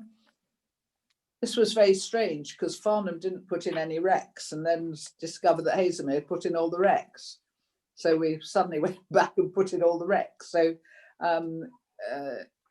that's why we got an awful lot in Haslemere and Farnham, because obviously these are in the middle of villages and settlements within the towns, and we don't want to see them built on because they are the only bit of green we've got, inside, apart from the cemeteries. Does anybody wish to speak to DM19? You might confuse people by renaming the Bourne Green as the Lower Bourne Recreation Ground. Is that your work, Councillor Coburn? Certainly not. It's the Bourne Green as far as I'm concerned. No, it's always been the Bourne Green, but yes. If its official title is that, then I'll live with it. But no, the Bourne Green. But that's why, as I say, we put those in, including and the other little bits like Paradise Woods, but we put the recs in. We thought they would be protected anyway. So we were quite surprised that we needed to put them in. Heritage, I'm sure somebody wants to say something about DM20. Certainly the listed buildings very dear to most of our settlements. Everyone quite happy that what we've said there will do the trick. Does anybody wish to add anything to that? I think the frustration arises with listed buildings and conservation areas that really the powers are limited. And I think, we always assume that because they're beautiful, we'll be able to be much stricter in what we ask landlords and tenants to do. But it's always a bit depressing that although we have certain powers, we don't have the power we would like to have to preserve our listed buildings and their settings. And also, I don't think the inspectorate necessarily backs us up with settings. And I think this is something, the setting is so important. It's a bit like the space around development to make sure that it looks correct in that situation. Well, it's the same with listed buildings. Take away their setting. This is why I don't understand how the government zoning is going to work in London. I mean, how on earth do you have a big zone when you've got a heritage building like, I don't know, St. Paul's Cathedral and a huge great office block? I mean, what are you trying to achieve? And you've got to, if you're going to have these listed buildings and conservation areas generally, then I think, we have to have the powers to protect them and protect their setting. Sorry, little rant there, and I said we won't have any. No, Anybody you're else? right, you're right, Chairman. But yeah, one of the issues I'd have, I mean, so far, just about every policy that we've talked through, I would note was breached in respect of the East Street development in Farnham. You know, We're not going there everything. tonight, Councillor Hammond. We haven't got enough time. We'll have a meeting on that. No, but it is an issue of, you know, to what extent is this going to serve us? But in respect of the setting of listed buildings and the setting of conservation areas, I know that later on in the agenda we're talking about could we be putting solar panels on the roofs of things? And actually, I do think we need to have something about, you know, where are we going to be putting solar panels where it affects the setting of a conservation area, that sort of thing. Yeah, I'll just stop you there simply because if you go on to DM21, the one thing I wrote for my notes with a question mark was paraphernalia. And by paraphernalia, I was thinking exactly what you were thinking. You know, solar panels, air conditioning units, all that awful stuff, which looks so awful. And I defy anyone to tell me that any green energy looks good, apart from those purpose-built tiles, which look good. I mean, all of this is hideous. I mean, these roof things are absolutely ghastly. And in the conservation area, we must make sure we have a policy that says all of these should, you know, not be visible from the street scene. And if it is a truly special building, they shouldn't be on there at all. You know, we should really defend our buildings, and I feel very strongly about this. Does anybody else wish to comment on conservation areas? Anybody else? Councillor Else has her hand up. Oh, good. Councillor Else. Well, I just want to say, and you might want to shut me up on this at the moment, but a bit later on in the agenda, I noticed that we are looking for Waverley land, which could be turned into solar farms. You know, we'll discuss that later on, I'm sure. But I mean, it's not only buildings; it's fields, and again, it's visual pollution, and I think we need to have that really spelt out in this LPP2. Thank you, Chairman. Yeah. No, I agree with you. Certainly, yes. So could we put something in, please, about any additions to a building, any modern additions, such as air conditioning units, are always aerials, whatever, are always not visible from the street scene. We can't have anything on the listed buildings. I mean, we shouldn't anyway, because we're not allowed, as I thought, we're not allowed to actually attach something, you know, put a nail through it. We can sort of do various things, but anyway, again, if we could just strengthen it in our conservation areas, we expect the highest level of development, and we just don't accept any harm to the asset at all, because otherwise, how are we going to conserve them? Heritage at risk and non-designated heritage assets, much the same. Does anybody wish to speak to either of those two policies? Councillor James has her hand up. Oh, thank you. Oh, sorry, Councillor James. Yes. Sorry, it just goes back to listed buildings because I live in one, and I wasn't even allowed a satellite dish. So it is very strict, I can assure you, and you can't have plastic gutters, they have to be on. So yeah, Waverley are very strict, I can assure you. They are on these smaller schemes. When you have a main shopping street, which is a conservation area, it's a different issue. And we're not terribly good at that, I have to be honest. That's where I think we let ourselves down, because, you know, the pressure's on from the businesses. But I'm sorry you couldn't have your satellite dish, but I'm sure your cottage looks a lot nicer without it. And there's nothing on. 22 and 23, everyone quite contented with what's said for those? And 24, the historic landscapes, again, something we really are very proud of, aren't we, in Waverley? But again, I don't think we can say much more. Does anybody wish to add anything? Councillor James, was that your hand up for the previous one?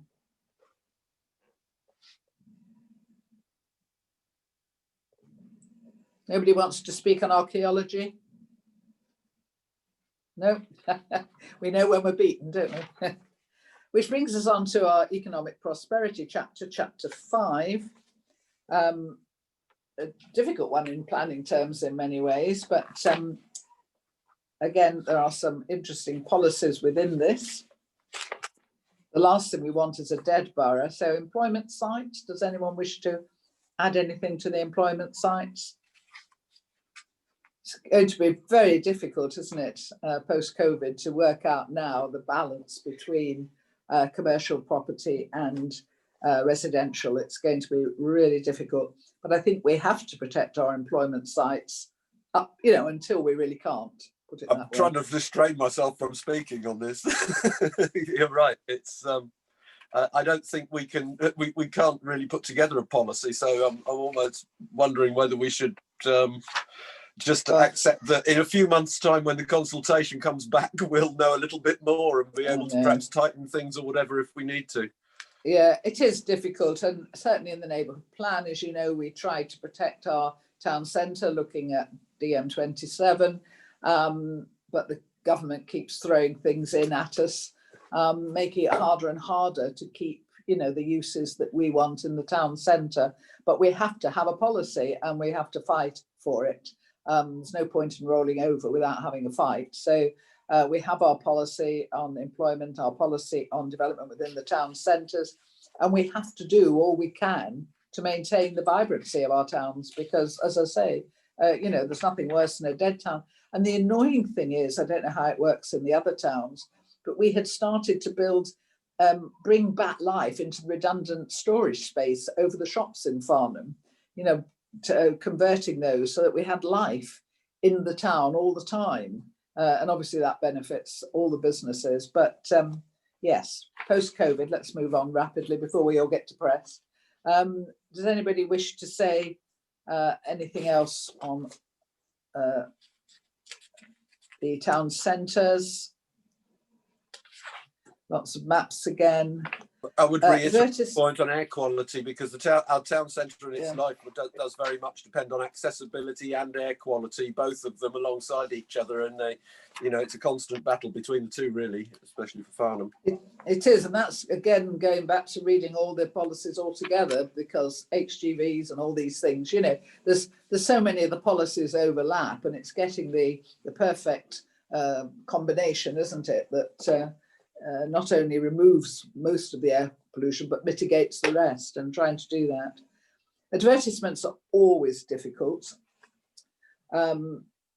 because basically the businesses need them and want them. Nobody else particularly likes them. You know, it all depends where it is. It's the same old story, isn't it? There's a right place for certain advertisements, but there's a wrong place as well. Does anybody wish to add anything?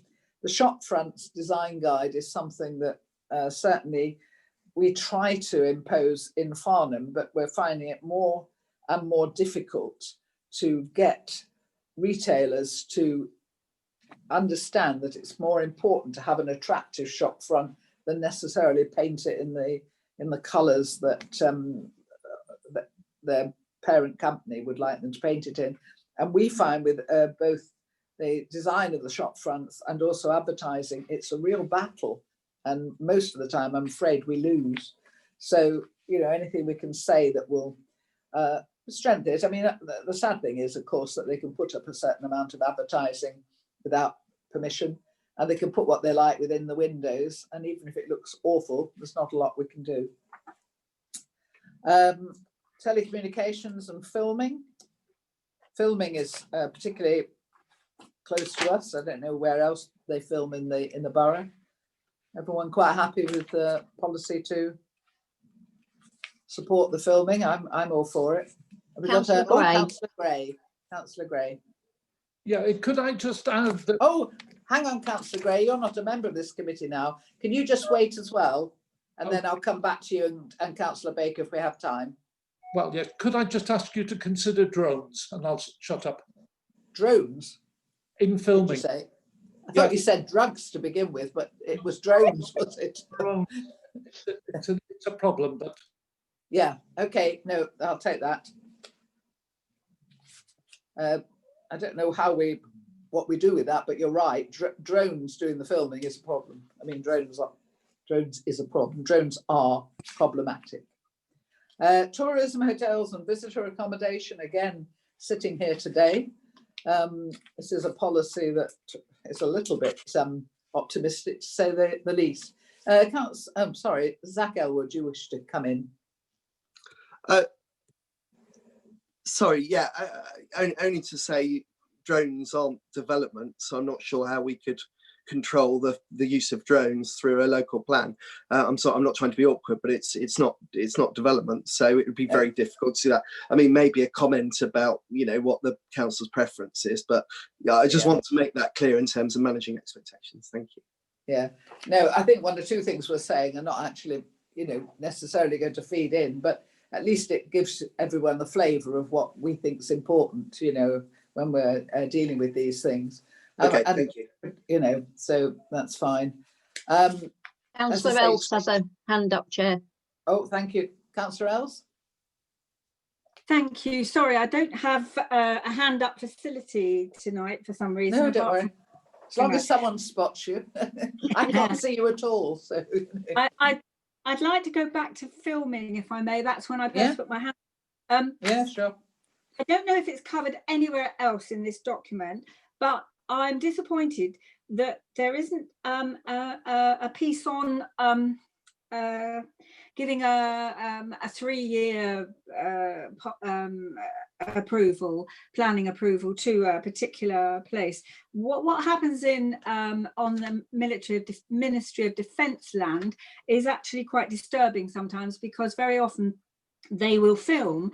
They'll put their planning in, they'll film before planning approval is given because of the time restraints, etc. And then it's all over by the time they get approval. Now, that to me seems an absolute nonsense. And I don't know why we've never, unless it's covered somewhere else that I've missed here, and forgive me if that is the case, but I would like to see a more robust approach to giving planning approval for filming. The environment is very often compromised, although the film companies do say they've stuck to all the guidelines, etc. and so forth, but there's a great deal of disturbance that goes on Hankley Common, for example, and as I say, the filming is finished when way before the planning permission is granted.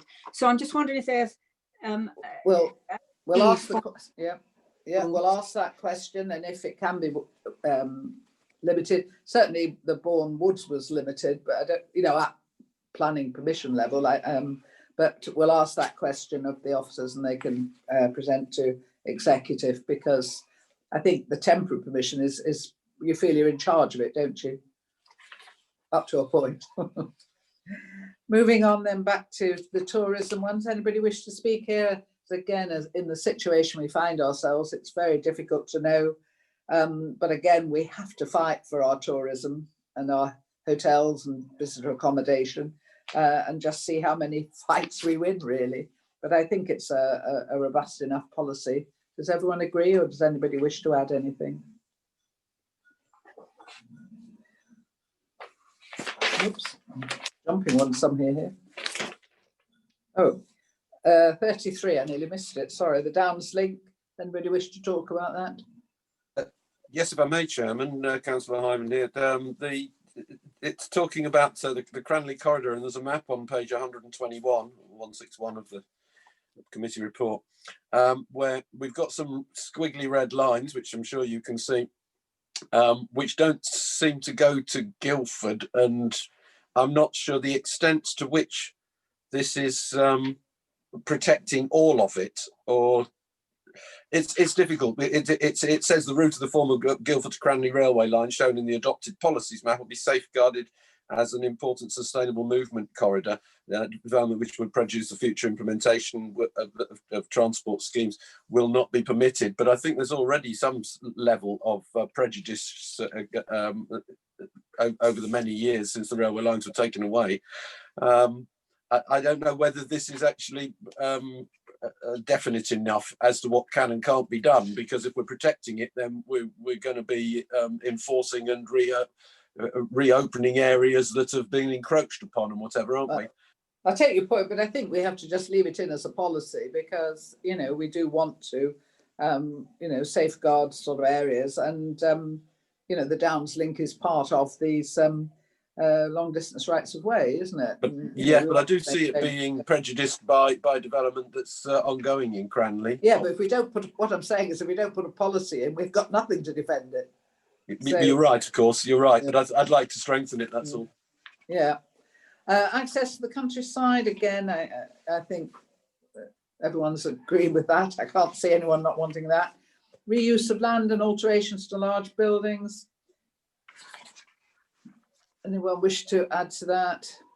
This is a nightmare, really, isn't it? But we sincerely hope that, you know, we can control some of what's going on, because basically we have so little control now.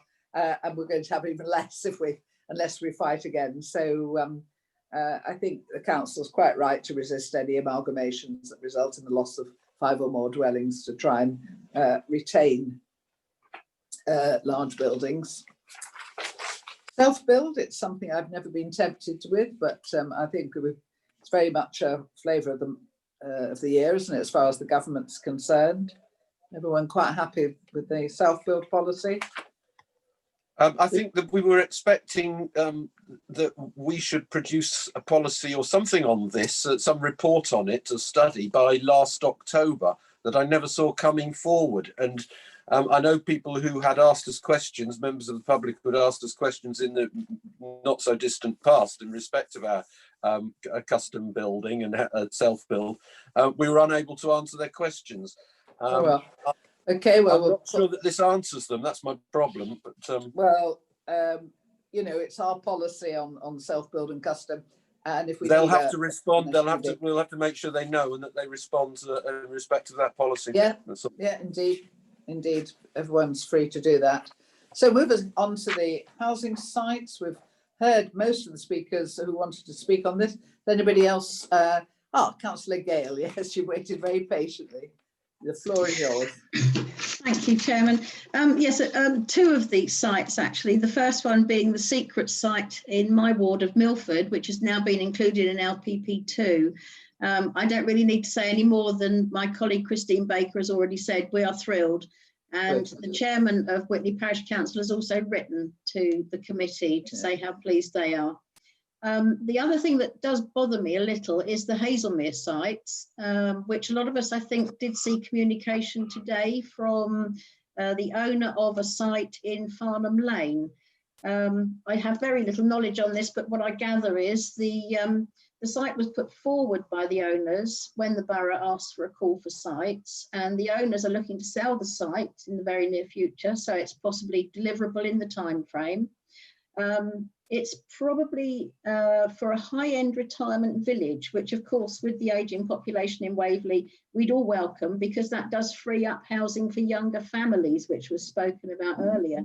They are already in conversation with planning consultants and well on the way to bringing a scheme together.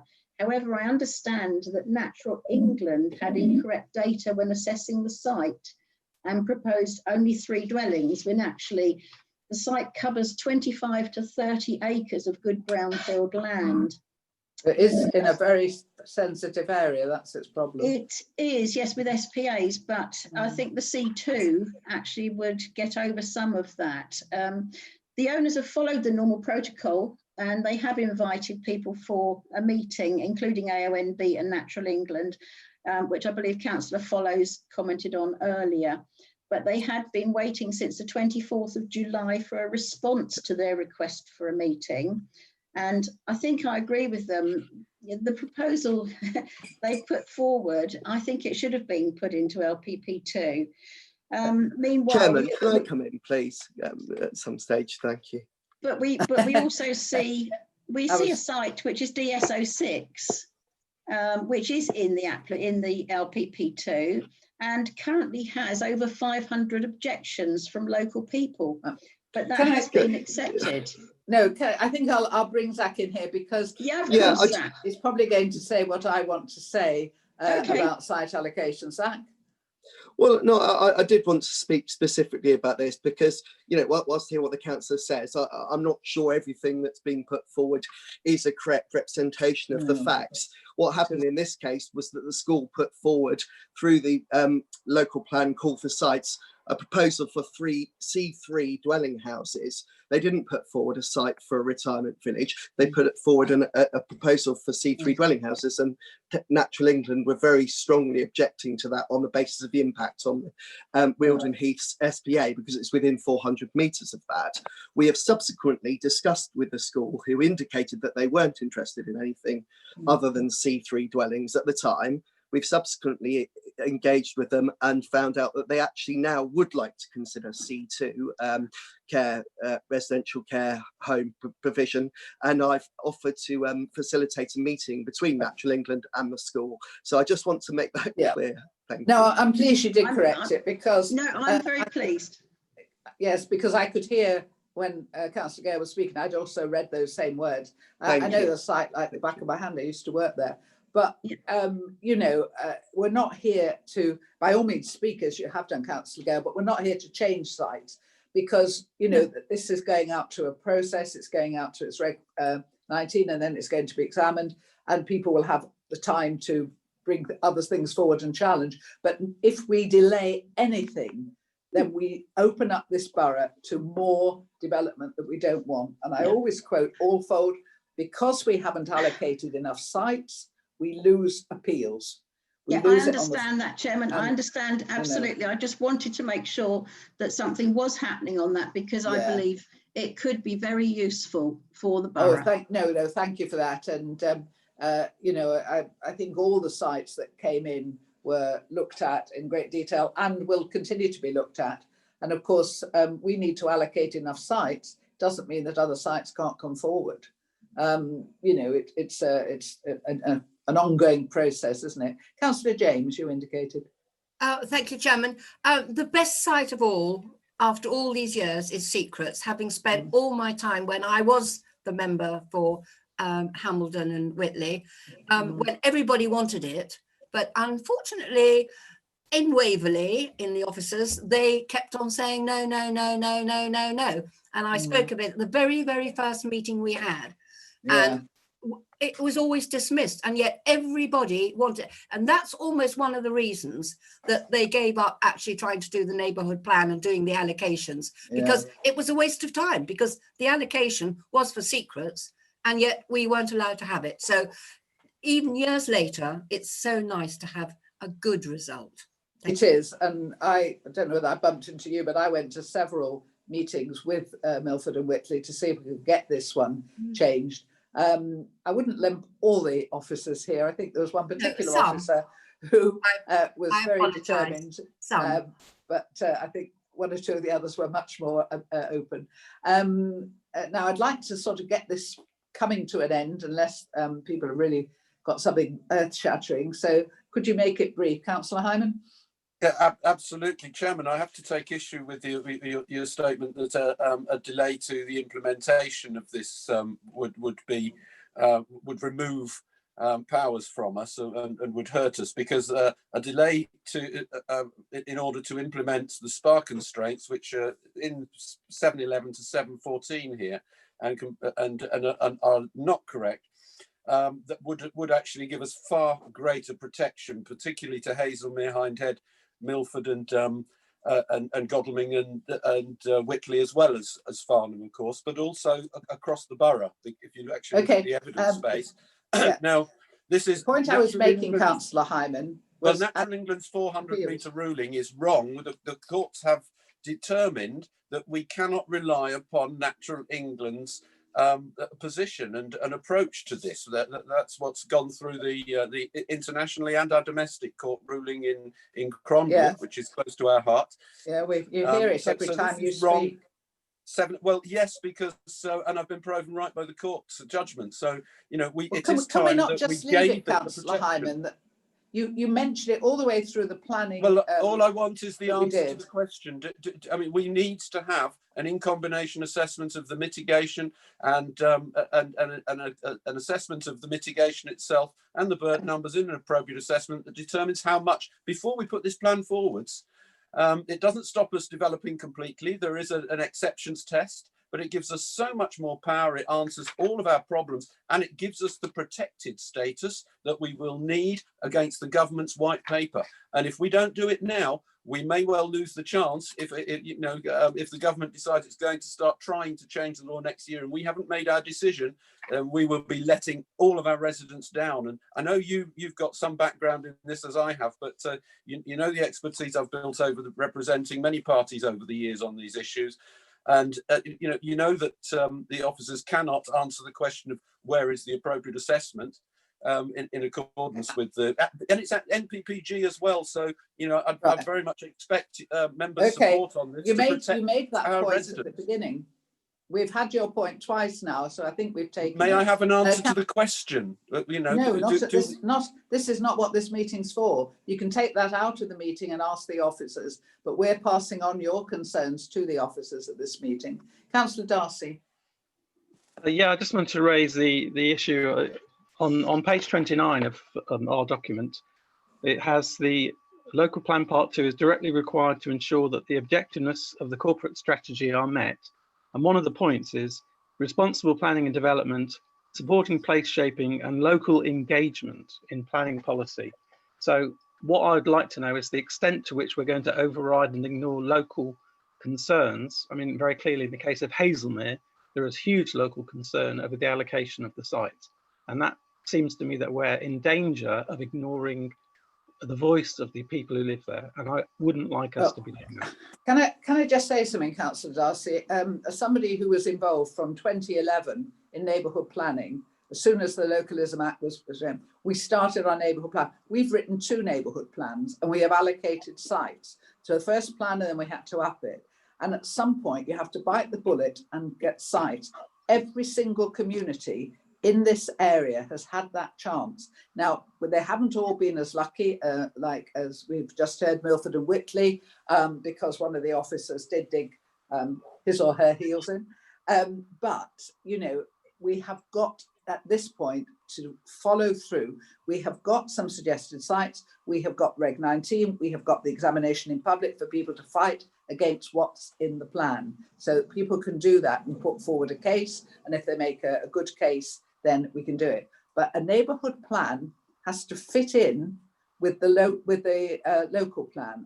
This is why we've had to do ours twice in Farnham. I'm not arguing that, Carol. I'm just saying that local views need to be taken on board and taken seriously. How many years, Councillor Darcy, do you give a town to come up with sites? That's my question to you.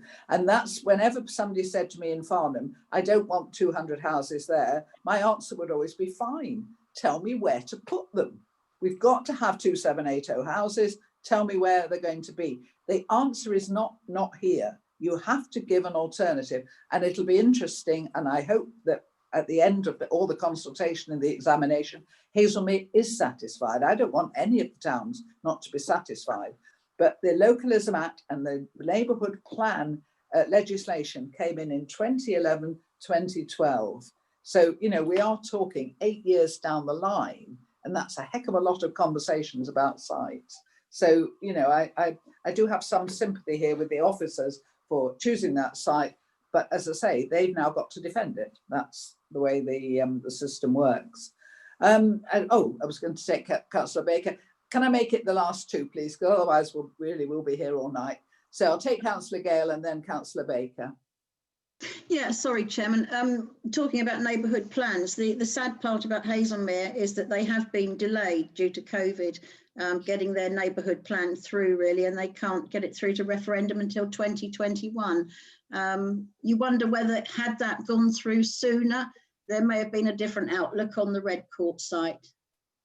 You don't know, but as I say, that we'll have a fight over it, and that let's hope the better or best sites are chosen, because ultimately, we want the residents of all our communities where we've allocated sites to be pleased, well, not pleased, but to be able to live with the allocation. But at some point you have to bite the bullet and allocate sites. You can't keep saying no, no, no, because at some point, and as I say, anybody who doubts the need for allocating sites only has to go to Alfold and speak to a couple of the residents there, and you'll find out why it's so important to have allocated sites for your main allocation. So Councillor Baker, can you make it very brief? Yes, thank you. Very brief. I would like to go back to trees, because during lockdown, a lot of a relatively large amount of ancient woodland was felled without consent or the knowledge even of the Forestry Commission.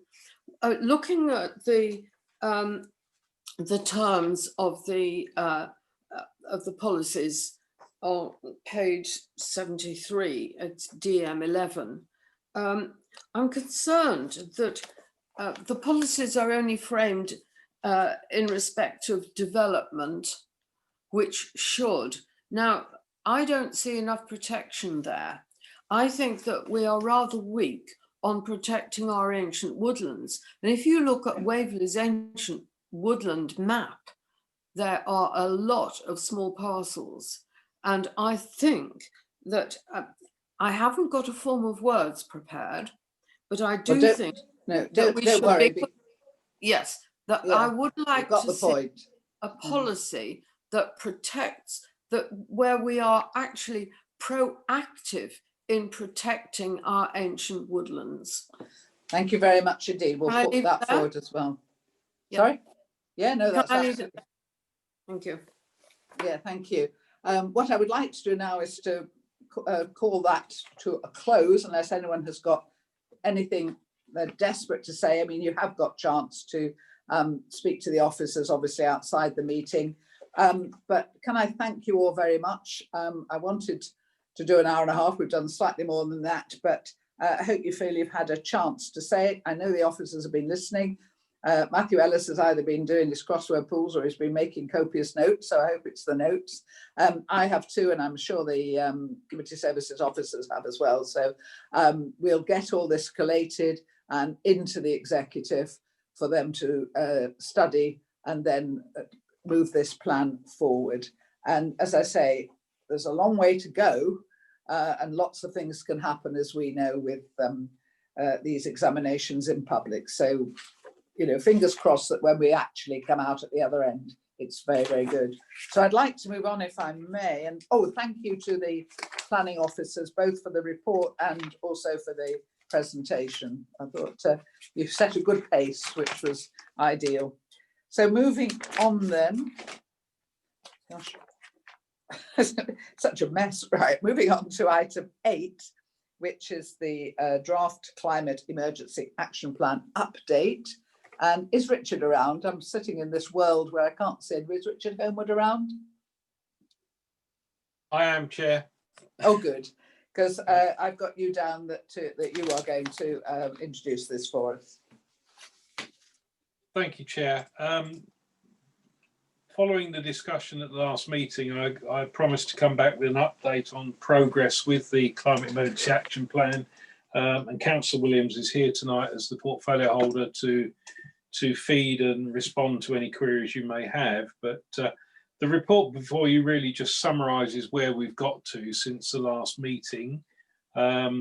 It picks up on the history and the background with the declaration of the climate emergency, the work on the draft action plan, and then talks about the communication and consultation, about the consultation exercise that's going on the web with the Survey Monkey, and writing to all the town and parish councils, asking them for their comments and feedback.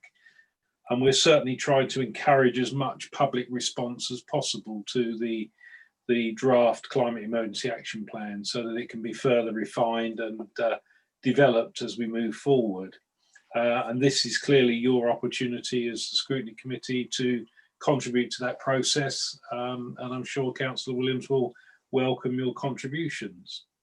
There is some funding, sorry, within the budget this year. Two elements of that: 100,000 for supporting the process in terms of providing additional staff resources and other resources to help deliver the project. And 200,000 came from the New Homes bonus to support specific projects that will start to progress the work towards zero carbon or carbon neutrality by 2030. The latest version of the action plan is attached to the report.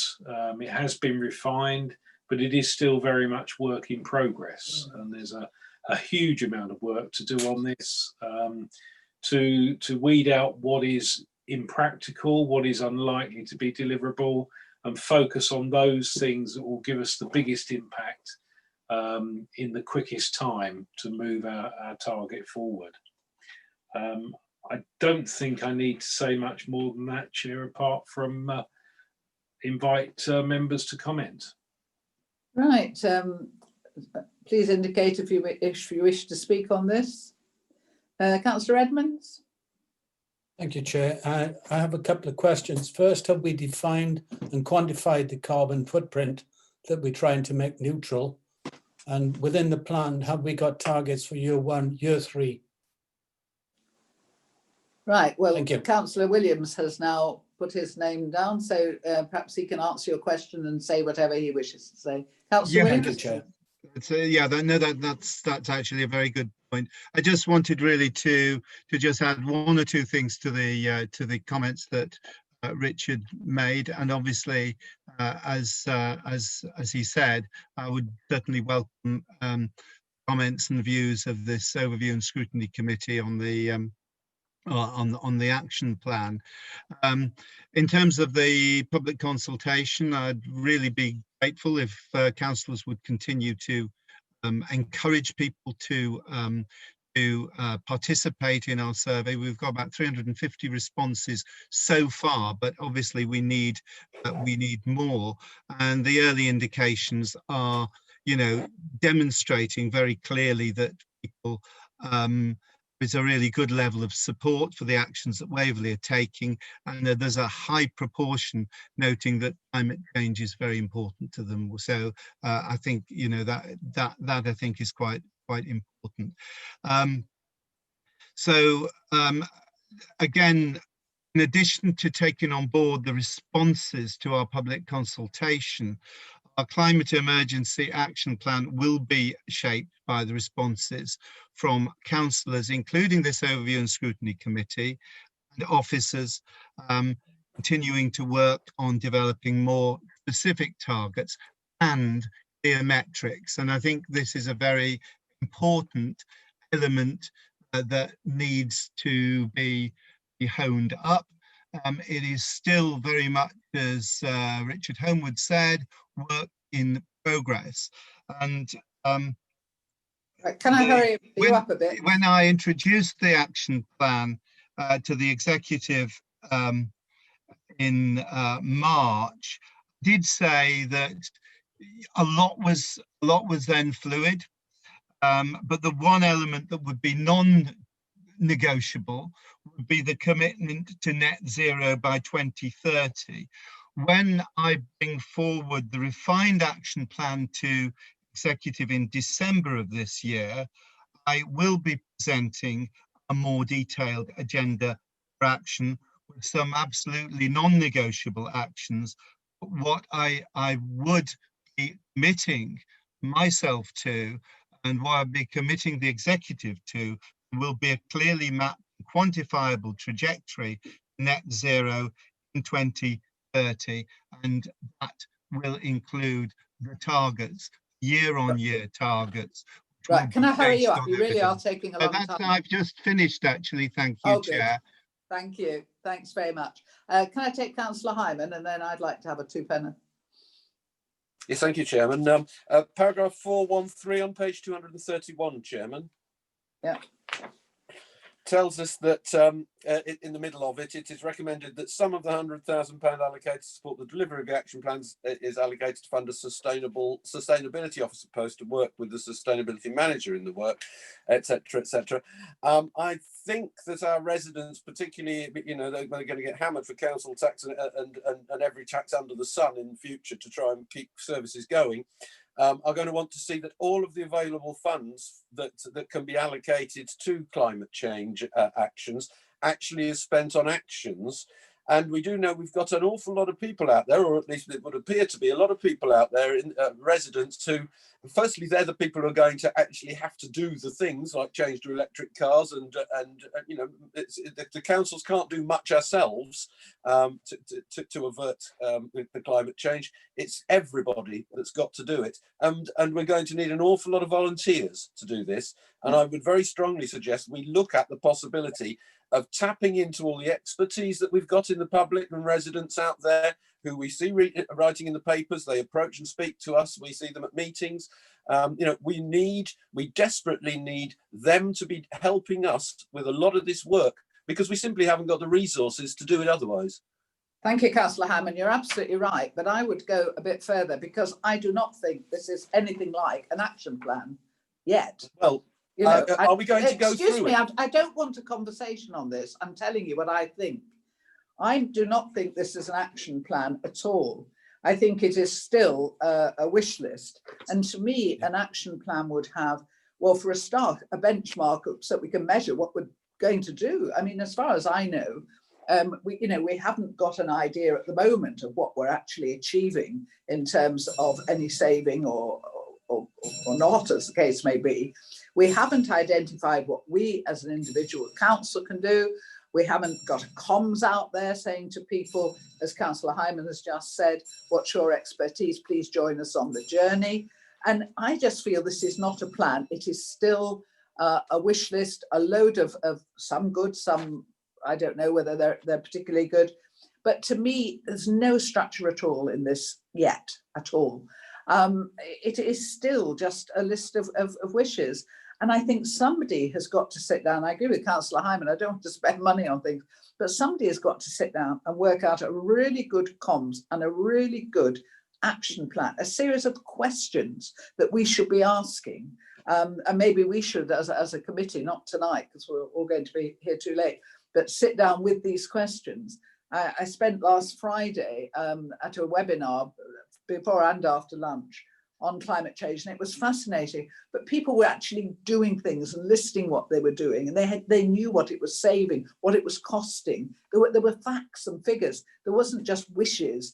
People had started, and the question was, can we make a start and take everyone with us? And the answer that came out of the meeting was yes, but we have to show what we're doing very, very clearly, then take the others with us. And as Councillor Hyman says, use the expertise. Now, some of these people that were on the webinar were in towns with universities.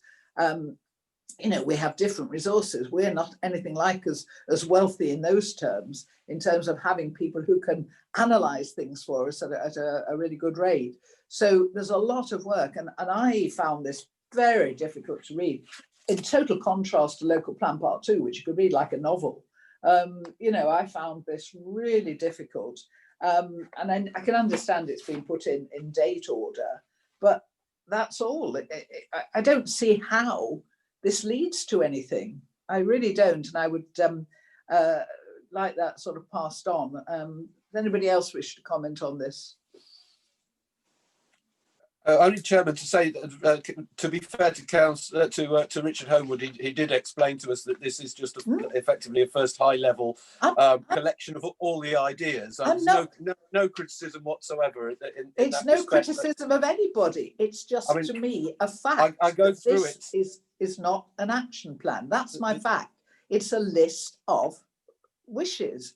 And until it becomes an action plan, it's very, very difficult to work out what exactly we are going to achieve as an authority. And I want to achieve it as an authority. You know, I'd like to be carbon neutral. I'd like to know how to mitigate the harm that we do. I'd like to know how we're going to take residents with us. I'd like to know how we're going to work with our partners, how we're going to get Surrey on board, how we're going to get local government, national government involved. I'd like to know all that. And that to Chair, me would could be I an ask? action plan. Could I ask that actually we hear contributions from ONS members rather than listen to a diatribe from the chair of the ONS? You can ask committee? what you like. I've just asked people if they wish to contribute and they haven't indicated. Councillor Else is waving at you. Thank you very much. Let's take Councillor Else. I was waving, but could I ask that there's a little more respect for the chair of this committee, please, that I am a member of, and you are not. You are a member of the executive, Councillor Williams. I feel you should have a little bit more respect for the position. I don't believe rudeness is in order from I'm not anybody. going to have a conversation with you about this either. I'm on this committee and it's an overview and scrutiny committee. I would like to support Carol in everything that she's just said. It is a wish list. To bring before an overview and scrutiny for recommendations to the executive with this document is impossible. Too much to be quantified. So that's all I'd like to say. Right, which brings us then, if nobody else wishes to speak, to I presume we are to make comments and ask a recommendation. I would just like to, commend what's been happening so far, but to ask, please, for more structure. I don't know whether anybody else wishes to add anything. Sorry, Chairman, if members of the public go through this list here and see things that that I've noticed in there, I mean, for instance, there is something in there which says says that we may change to monthly bin collections, which is something that could be seized upon by people, and that sort of thing. Obviously, we really have got to go through and look at each of these individual items, and that's what I wanted to ask you at the bottom. I was sorry when I interrupted. I was going to ask, right, are we going to go through it individually? Because honestly, someone else needs to first. Yeah, I think, Councillor Hyman, we've been far too ambitious on this. I wanted to start the meeting at 6 and I was told I couldn't. And it's such a long agenda and this is such a lot. I agree, we should perhaps have an informal Zoom meeting ourselves and go through it, or do it electronically, because we can't go through this line by line. We haven't got the time. And I think at some point, quite frankly, I think really when it becomes a little more structured, we can be more helpful. When it is just a list of these things and we've no idea whether any of them are going to hit the ground, I think we just have to note the progress so far. It is simpler than the last one, but it is still far too unfinished really to be an action plan. Councillor Reid. Oh, thank you very much, Chair. I think looking at all of this, it does seem to perhaps people starting at a starting point with the whole issue of climate change must come over as a daunting document, but it isn't. It is a great big overview because it covers so many things, all our lives really. And I agree that we need now to look at it and to perhaps and have priorities within this, maybe priority in order, or priority in order of importance perhaps, or maybe grouped into priority areas. But and I'm working on that hopefully with Councillor Williams, and I definitely support him. And I totally respect Carol and I totally respect Jenny, and I hope that we can continue this meeting with accord. Thank you, Chair. Thank you, Councillor Reid. Councillor James. Thank you, Chairman. I would concur that it is a wish list, as everything is currently a proposal. No future funding will be required. But there's no, when is the future? I mean, on one of them, thank goodness, it's going to take 75 years to recuperate the thing. I won't be around to make sure that it actually happens. But, it is a wish. We should just have the priorities, as Councillor Rees just said, and then they can be put into action.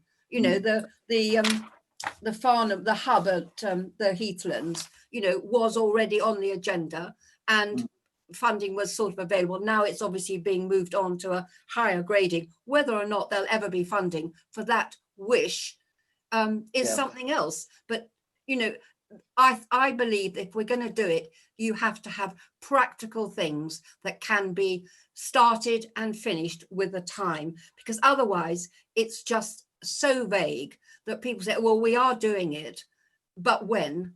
And it sounds good, but I think in reality, it's not going to happen in the way that this document looks as though, if somebody's just looking at it, it looks as though we're doing wonderful things, but we're actually hardly doing any of it because everything is going to cost money and it isn't there. So thank you, Chairman. But no, thank you. You've clarified really what I was trying to say badly, and I'm grateful for that. So I think I'd like to draw a line on this item. I think, you know, we can all take it upon ourselves. Councillor Reid is doing some work already. We can all take it upon ourselves. From this webinar I went to, have downloaded a whole load of information about structuring action plans and climate things I just had no idea. So I will be getting those all together in my mind as well and putting them to anybody who wants them.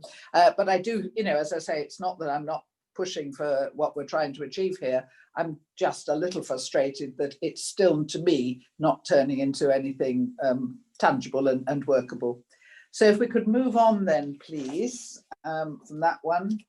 And I must thank, I hope the officer, I hope Richard, you did understand my frustration was not aimed at you. And I do know your lack of resources, and I do know you're better resourced now. So, I mean, I fully understand why there hasn't been more progress. But you know, I hope we do get some progress fairly soon, because I would, you know, it just seems to be dragging out a little bit, and it'd be nice to have something really positive. Moving on then to the corporate performance report. And again, if we could do this by, you know, I wouldn't say by omission, but you know what I mean, come out just with the points that need to be looked at. Is Zach still with us? Oh no, it's Richard, isn't it, first? Or is it Zach? No, it's Zach first, isn't it, strictly? Are you there, Zach, to take us through your... Yes, I can do, Chairman. Yeah, absolutely. Only the points that you feel you want to defend or boast about. Sorry, I'd come downstairs prematurely. So let me just get my other iPad. Literally, the key points are how we've coped through the COVID scenario. And obviously, it's been a big challenging time for everyone across the council. But we were challenged back in end of March by the Steve Quartermain, the outgoing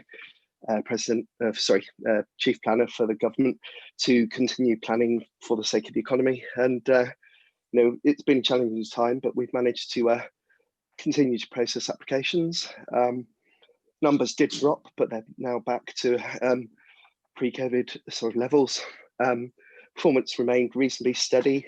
We had some issues servicing site applications through site visits, and so that was a bit of a challenge. But that's now sorted up until new lockdown restrictions, of course.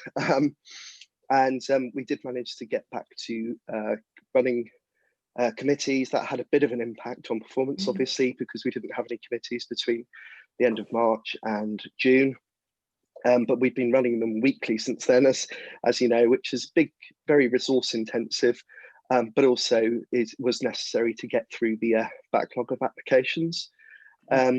Financially, we're doing reasonably well. We're managing with a number of vacancies in the team, and that's keeping us sort of financially okay in terms of our staffing costs. Overall planning figures income has dropped, and that was a pattern even before COVID. So that is something we do need to pay attention to. Well, yeah, just in terms of the KPIs, one of the ones that I was particularly pleased with was the overall percentage of appeals that were allowed was only 3.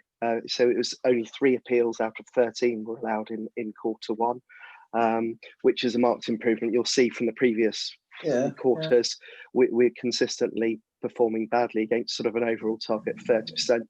And this quarter we actually did very well on that, and that seems to be continuing into quarter two. So hopefully the quarter two stats will still be better than 30% as well, and that's encouraging. And you know, I'm not going to put it all down to it, but we did have some very frank discussions with ONS. I remember back in January when I was I'd only been here for a few weeks. I came to ONS to talk about appeals and what we could do, and we are focusing a lot more on our refusal reasons.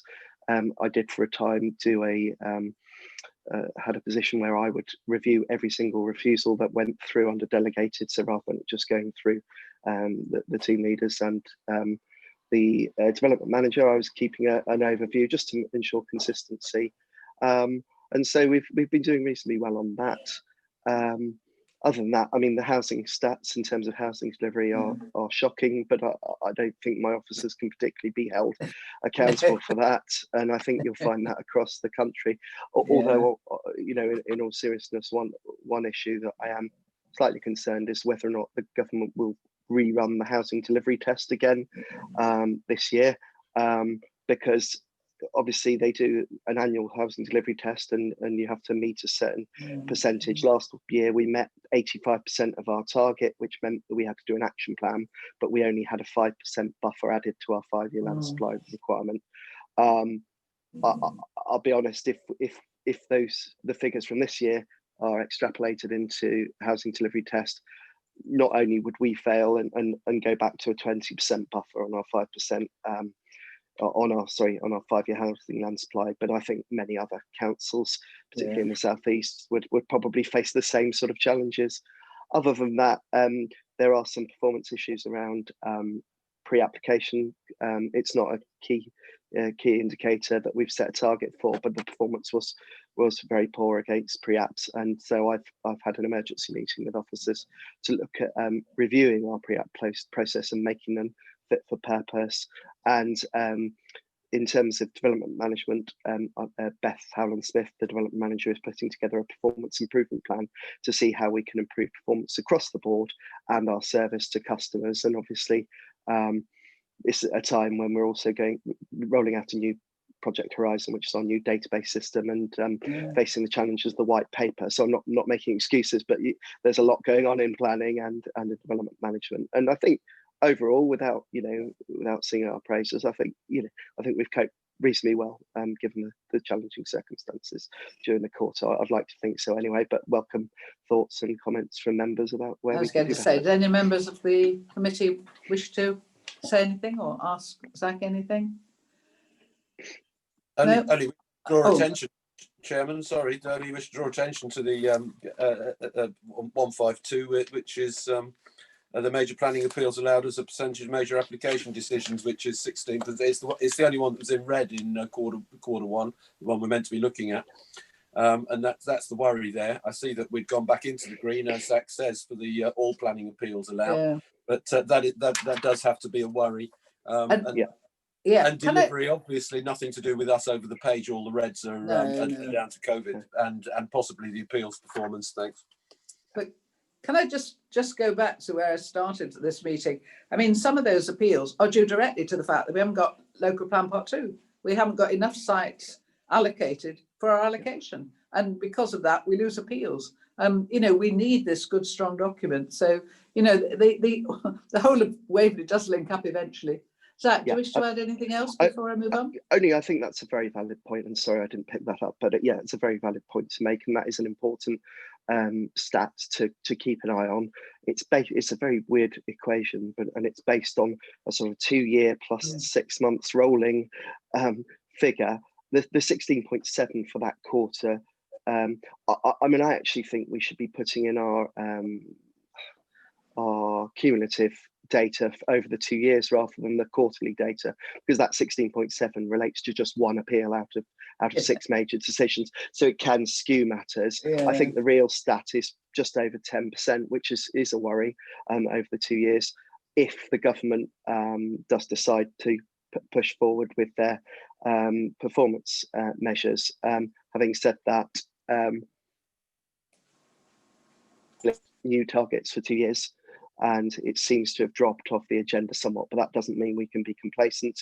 And I'm grateful to the councillor for pointing that out, and it is one that I'm watching very closely. But I think for the next time, I'll talk to the policy team and see if actually it make more sense to either have the data as raw data like that, they say the percentage for that quarter, but also have a brackets with the cumulative figure for over the 2 years, because I think that gives a clearer picture. That's what it's based on. It's not based on a quarterly performance. It's based on a 2 years basis. So I think that would be a good idea if it's not too much extra work. Yeah, no, I think that no, would be not at all. No, it's easy. Yeah. It's very easy. Yeah.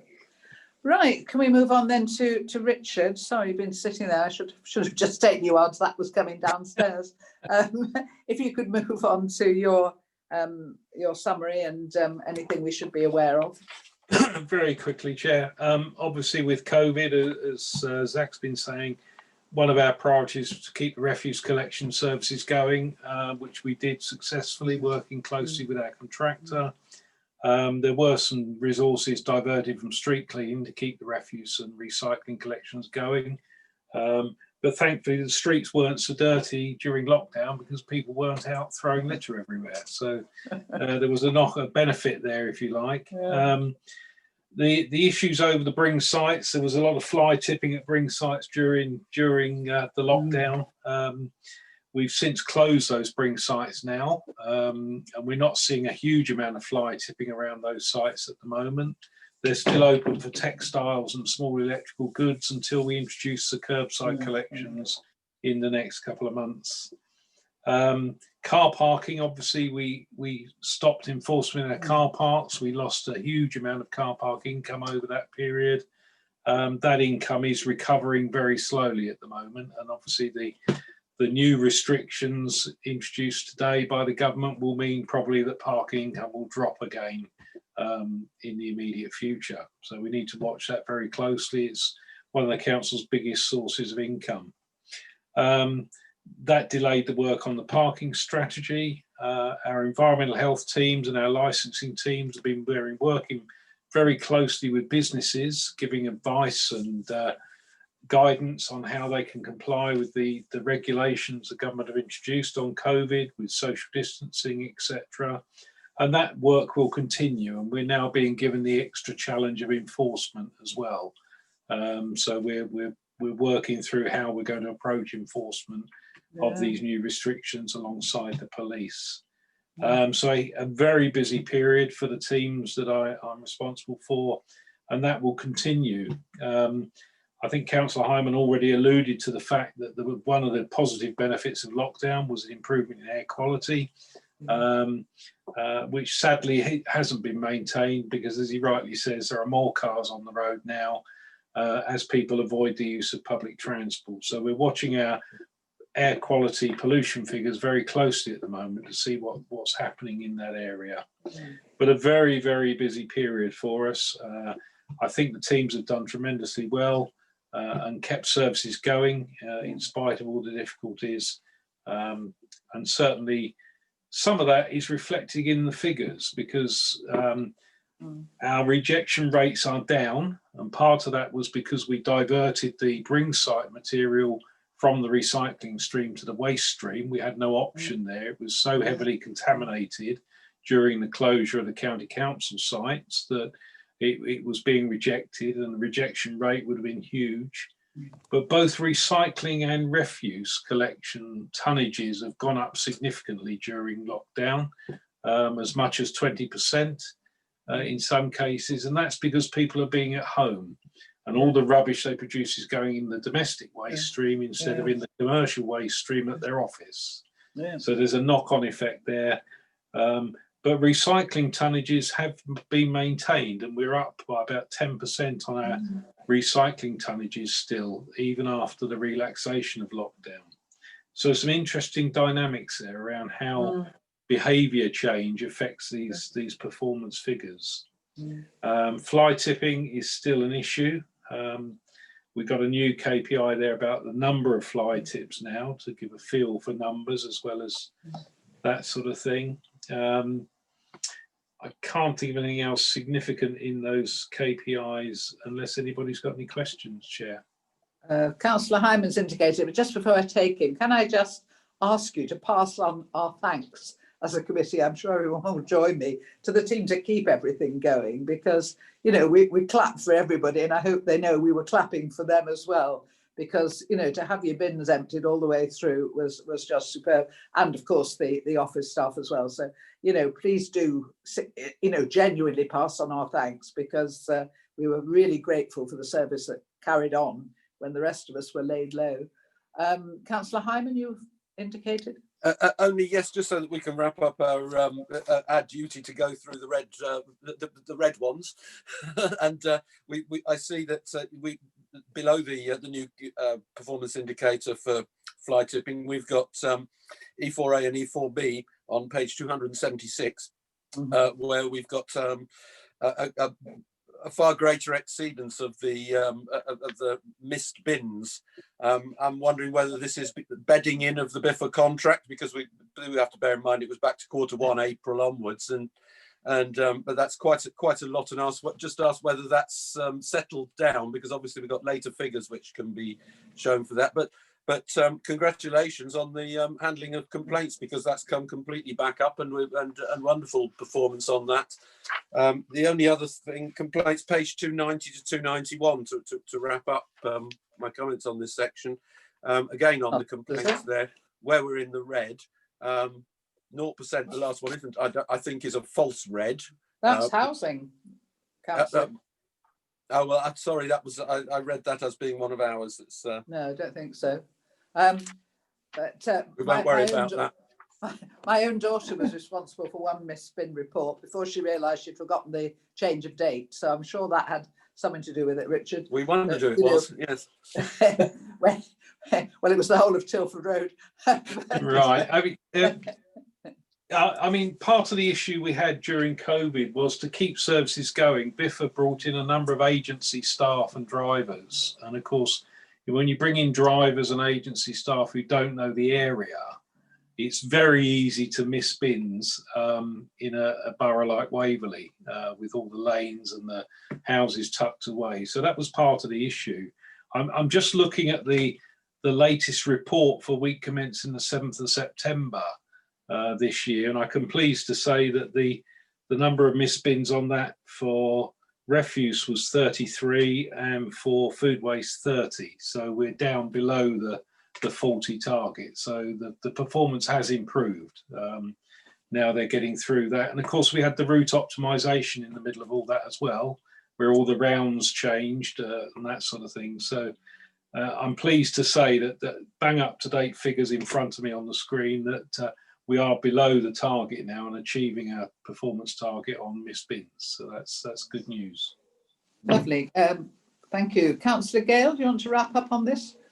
Yeah, really and truly, just to say to Richard to thank his team, because I had to make an inquiry to your ladies, Richard.